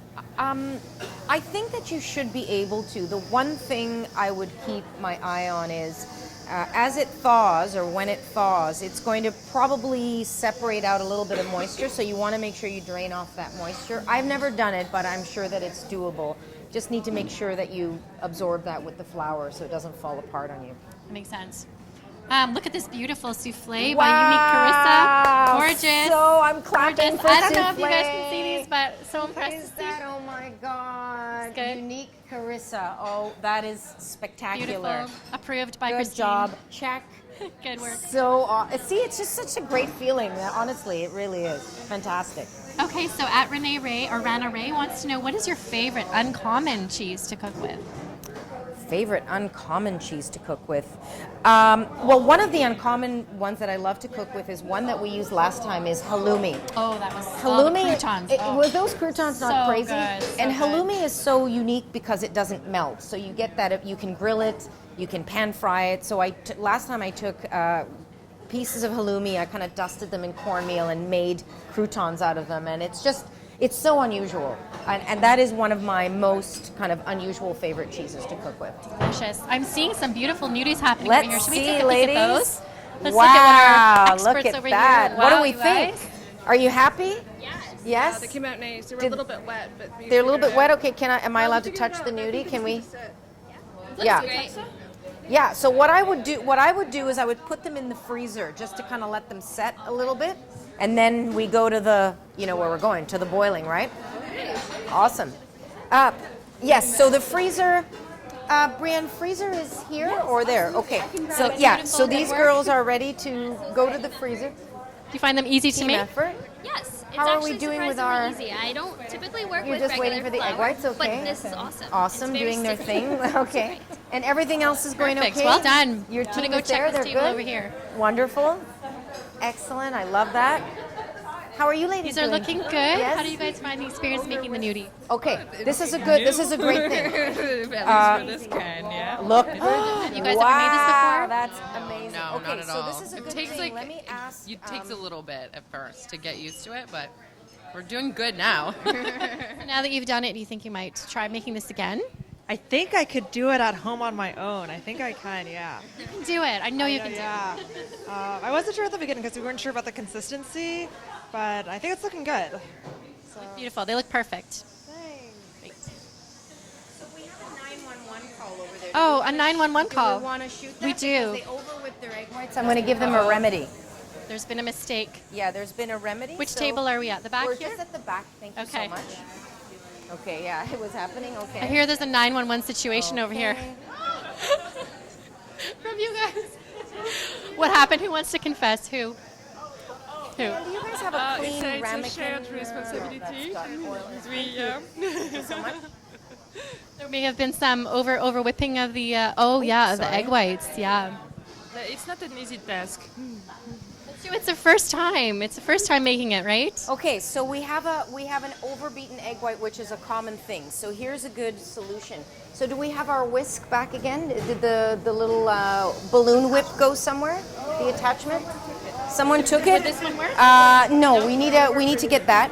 So anytime you overbeat your egg whites, so are they? Yeah, they're we're trying to? zooming in here. Okay. And this is great actually for anybody at home because this Yeah, could happen to anyone. Absolutely, this could for sure happen. So anytime you overbeat your egg whites, okay, so see, this is what I was saying not to do, but I always like to use my hand actually to separate the eggs. So do I. Yeah, like that. So a good thing to do, because this is a common thing, thank you so much, is you're going to add some egg white that's not whipped to it, and then that'll bring it back together if you've just gone a little bit over. So it's not for naught, it's going to be totally great. We do a little saving. So let's... Now we just need our whisk back. Yeah, we're waiting for our little whisk. Somewhere our whisk is... I think Brianna's A whisk coming. is coming. It's Whisk coming. is coming? Yes. Awesome. So we're just looking for... A whisk is missing. This 911 missing crisis whisk. is building. The case of the missing whisk. Let's see this. This looks perfect, The sauce guys. looks amazing. Yeah. Should you stop whipping? So when you see what I was showing, just that it starts to look that it's that because normally when you do egg whites, a lot of times you have sugar in there, and the sugar really helps. It makes it glossy, like when you make a meringue. When you don't have the sugar, it goes very quickly to the overbeaten stage. But this is actually not bad at all. It's gonna like be magic. You're gonna love it. It happens. This is good. I mean, it's not good, but I'm just saying. It's a great teachable moment. It is. It's a great moment. So we can see that it's a little bit grainy, right? So we want to make sure that we put this down now. And I'm just going to put it on stir. And then slowly, the challenge is this is here to protect us, but we don't want to be protected, right? Well, we do, but... Okay, so I'm just going to do this, because what you want to do is have the mixer running and just put it on, just bring it together. So you're going to see on a kind of a medium setting. So all you did was add one egg white? One egg white to it. So Great you add, tip. Yeah, you add one egg white, and then you can see right away, you see how it's coming together, and then a little fast, and then boom. Camera probably can't catch it, but Okay, what's I'm happened going to pull is... it out. Yeah, Christine's going to show us. Okay, so we see how that came back together. I am impressed. I didn't even know you could save something like that. Yeah, That's you can great. totally save that. You see? A little bit. I'm going to whisk it just a couple of more seconds, but you see how that graininess went away? That's what we want to do. You do the same thing with whipped cream. So if you over whip cream, same kind of thing. So what would you do for whipped cream if you over You whipped add it? a little bit of liquid cream, More same whipped thing, cream. and you just bring it together. So I'm just doing just a couple. Amazing. 1, 2, 3, 4, 5. You know, you get a sixth sense for this after doing it for many years, but I think it's right on the money now. Let's see.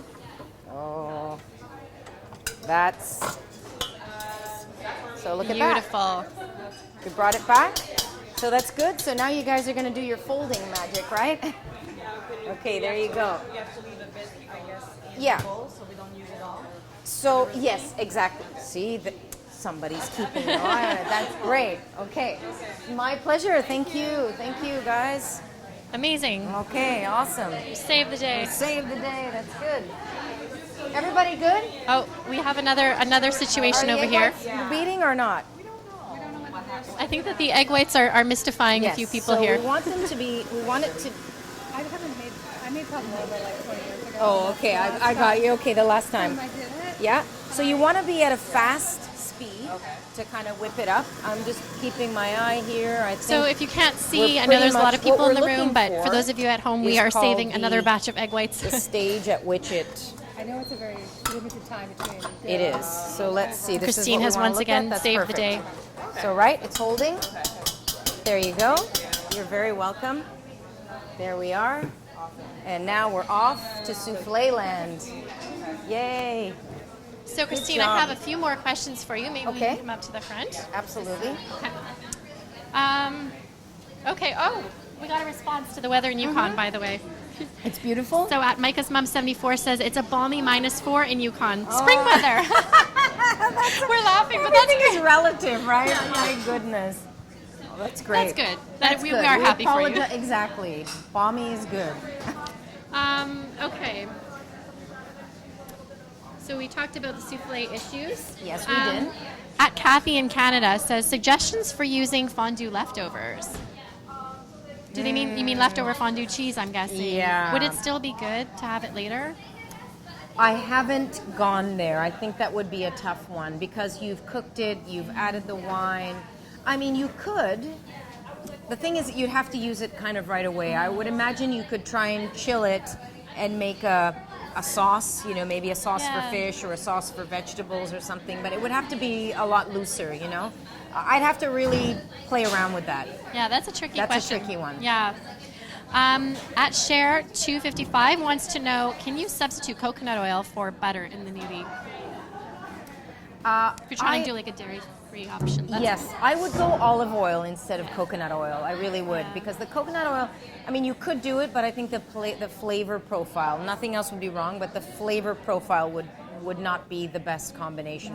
But olive oil is a good non-dairy option. That's true. Although if you are making fondue and you're eating the cheese anyway, maybe stick with the butter. Yeah, If exactly. you're eating the dairy anyway, maybe go all Yeah. the way. Yeah. Okay. At Mrs. Smitch says, could nudie be served with a tomato sauce? Of course, Absolutely. 100%. And in fact, I think it would be a nice compliment. Great. Yes. Okay. I have one question here from at Stephanie Wortha. Do you have to use fresh ricotta or is regular supermarket kind okay? No, regular supermarket is okay. The only thing you want to make sure is that it's drained. So you want to make sure if it feels, you can use the supermarket kind, just make sure it's not super wet. You just want to put it in a cheesecloth, make sure some of that moisture runs away, and then yeah, absolutely you can use it. Great. So I think we're going to announce the last two winners of our Okay. prizes. Okay. So winner is at Candice MM from Instagram. Congratulations, you are winner number 5. Congratulations. And then our last winner, who is our professional photographer who we were so impressed with, Svetlana. Yes, At Svetlana. Want to Craft from Instagram. Congratulations. Good job, Svetlana. Good job. It looks beautiful. Good job, all of you. We have a few more questions before we wrap up, which is at Dang Cutie. That's cute. Can you add nudie to soup? Oh, yes. I think nudie would make a great... In fact, that's a good thing to add to just a soup. If you had them in the freezer, just throw a few in. Absolutely. Like a little dumpling would be great. It's like a pasta substitute. Exactly. At Jennifer 989, what kind of desserts would go with these cheese dishes? I would say something light. I would say something fruity because, you know, it's been a lot of dairy. So I would say something fruity and light. Something seasonal now, something with apples or pears. Maybe a crisp, maybe a pie, something like that. That's where I would go. That would be delicious. Yeah. Or even, you know, some roasted pears or roasted apples just to keep it light. Exactly. I'm going to see if I have a couple more here. And thank you guys so much. There's been so many amazing So questions. great. My goodness. Beautiful pictures. So fantastic. Let's see. Oh, Amanda Furtado wants to know, what is your favorite Canadian cheese? My favorite Canadian cheese. Again, really tough. It's tough for me to. There's so many really good ones. I do love going with the simplicity. This ricotta is. It's one of those things that once you taste it, you think, how can it be so simple and how can it taste so great? So this is a favorite of mine because it embodies just sort of the simplicity of a fresh cow's milk and then how amazing it tastes, and you can't believe it. So it's hard to pick one, but I do really love that one. Sounds delicious. Yes. This is cute. Marianne Martins from Twitter says that the hubby and the kids love the broccoli best with fondue. Oh, that's so good. Healthiest I love one. that. I Yeah, approve. the healthiest one. It's good. Amber Young wants to know, is very slightly gooey, moist in the center normal for souffle? Yes. Yeah? Absolutely. Yes, that's good. Okay. I think they hit it. Yeah, you don't want it to be super dry. I mean, you have the cheese in there, so it's going to be tender in the middle. It's not really like a quiche. It's a little bit softer than that, right? So how would you know if it's raw? If it's raw, that when you cut into it and it just runs like a puddle, then it's raw. If it's runny, it's raw. Yeah, if it's runny, it's raw. Don't eat it. Exactly. Can you put it back in the oven, or would it just be like... You can put it back in the oven. It'll rise up a little bit. It won't look the best, but you can put it back in and eat it. It's totally fine from an edible standpoint. That's good. Great. Pippa Gerling wants to know, can I use a different herb other than parsley? 100%. You can use basil, you can use dill, you can use chives. I mean, so many great herbs you can use. Rosemary. Look at this gorgeous souffle Okay, from look at Cooking... Come I don't know how you pronounce that, on. but that's beautiful. That is awesome. I wish I could pronounce this better. Cooking Quidnunk? Cooking Quidnunk. Yes. We love your souffle We and love your your nudie. souffle Amazing. and your nudie. They look awesome. Good job. Very good job. Okay, they loved your tip. Pardon me. The overbeaten egg whites. The really? Great. Yeah, great tips So there. awesome. It worked in Yeah. the studio, so I'm really glad about that one. That happens often, so it's a good trick to know. Okay, I like this question because I was actually wondering myself. So Helen Body wants to know, could you use leftover fondue for macaroni and make like a mac and cheese? 100%. There's just Yeah. going to be a little bit of wine in there, but you can absolutely do Not it. serve it to the children. The wine will be cooked off, but That's true. it'll No. totally work. I'm sorry, I'm having a choking fit now, which is not good. That's all right. I will look for more questions while you choke. It's live. It happens. Can It I happens, yeah. Oh, yeah, so we asked about like dessert. That would be fruit. I just want to see if there's any more last minute questions here. I just love the pictures that you guys are sitting in. These are Wonderful really, pictures. really So wonderful. great.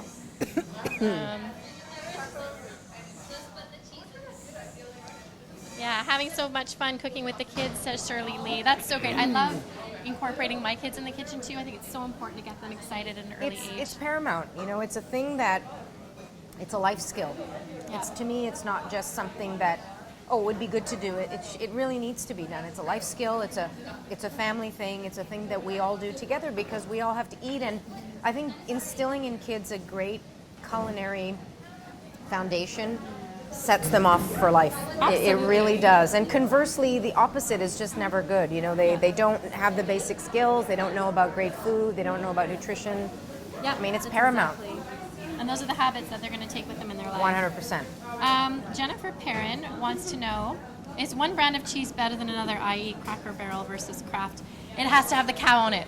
Yes. We'll say it has to have the cow on it. Yeah, it has to have the cow on it. I mean, that's a tough question to answer because there are so many cheeses, but really it's about what you love and the flavor you love, and you know, you want to use a Canadian cheese, but you want to make sure it's got a good flavor. Right. And when you're dealing with Canadian cheeses, you're dealing with something that's literally made in the local farms. Of course. And so you're getting something that's fresh from the farm. I think that's really important. Okay. Unique Carissa wants to know, how long can I keep the souffle? After it's been After it's cooked, been made. it's a thing that you have to eat right away. Yeah. And why would you? And why would you would not keep eat it right away? Exactly. It's like eating air, so it's good. Cheesy air. Yes, cheesy air, exactly. Tabitha Tome wants to know, what would be the best, most interesting substitute for cheddar in the souffle? Substitute for cheddar. Goat cheese makes a wonderful souffle. I also think that things like brie are also really good because they're really creamy and they have that meltability factor. So either of those two would be nice.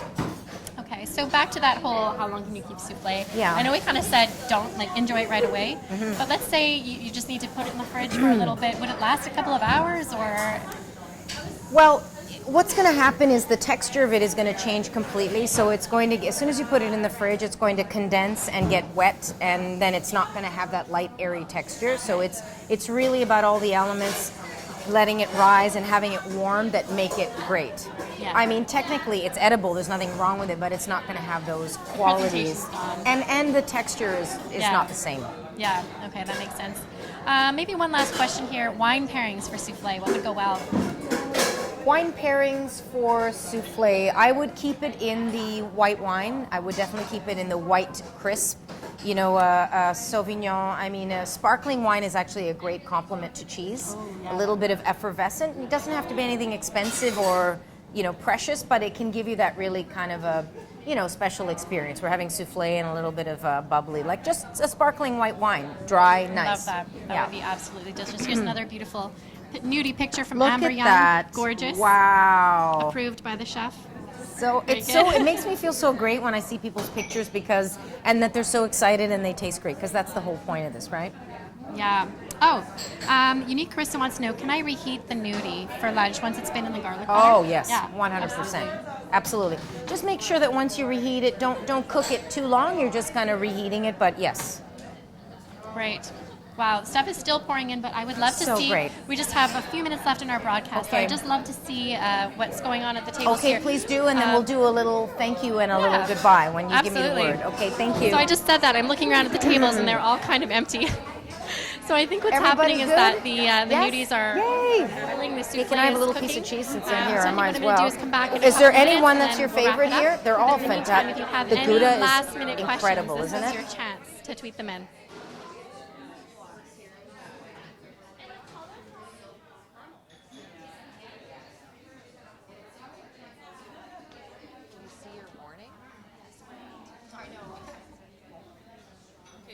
What's happening with our souffles?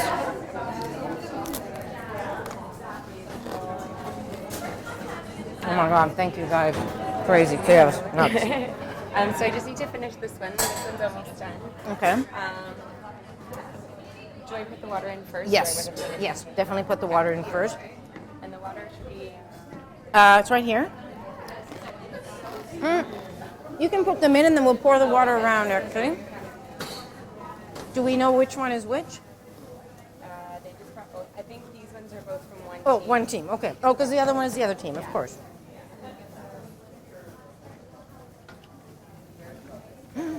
Sorry, what's happening? It's pouring out the back. Why is that?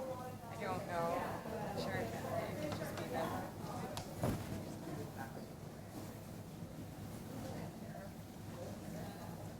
Now, how are we going to do this now? Yeah, we're good. The question is, because this one's in there now. Should I just pull it and push this in, or will Yeah. that ruin it? Well, no, I think we should. I think we should do it because it's going to take too long. Otherwise, we can't wait for that one. And yeah. Okay. So we do.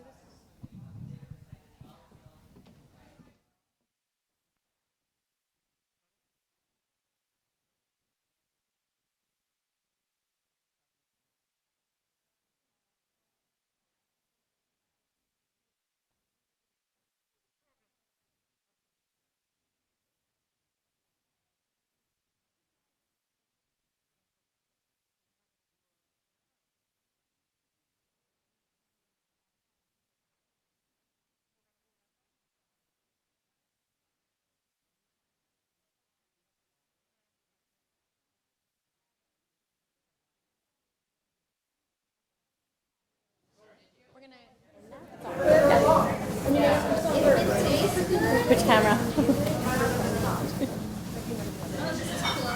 Okay, so we're gonna wrap it up here, but I just wanted to draw attention to one last quote that I thought was so great. Cheryl McPhail says, "Thanks for taking the scary out of making these dishes," and I think that was kind of the So point. great. Yeah. That's really, really great. Well, I mean, this is my favorite thing to do, and I can't believe how 2 hours just flies. It's insane. But I want to thank you for joining me at home. I want to thank everybody for joining me here. We'll say goodbye to them. They're still doing their thing. But it's been incredible. Your questions have been outstanding. I mean, I've just love that whole interaction. I feel like I've been doing a marathon, but it's so exciting because this is what I love to do. So thank you, and I hope you enjoyed it, and it looks like from the photos and all the comments and the questions that they've been having a blast. I have to say, we were really impressed with the quality. Thank you all for your questions. Thank you, Christine. Thank you so much. Taking us through this. Yes, just as much fun, if not more, than last time. And thank you to Dairy Farmers of Canada for making this possible. We had a blast. Just want to remind you guys, make sure that when you're purchasing cheese, you're looking for the symbol of the blue cow. That's how you know that the cheese is made with 100% Canadian milk. And thank you so much to the ChickAdvisor members and everybody in studio. And good luck and bon appetit. Thank you.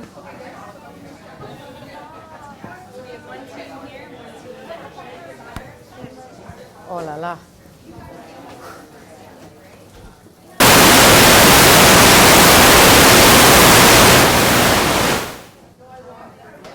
Good job. That was great. Yeah. Insane, but great.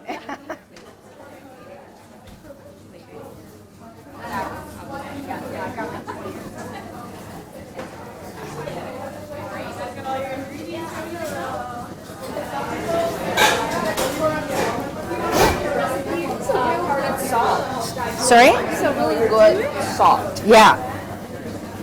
Yeah, it's kosher salt. Yeah. Yeah. I love that. Yeah, it's great. It tastes different. It does taste different. Yeah. Yeah, it's got a little bit less sodium. It doesn't have. But it has a deeper aroma. It brings out the flavor. Yeah, absolutely. And the texture of it is different. Yeah, it's a great salt, for sure. So we have one last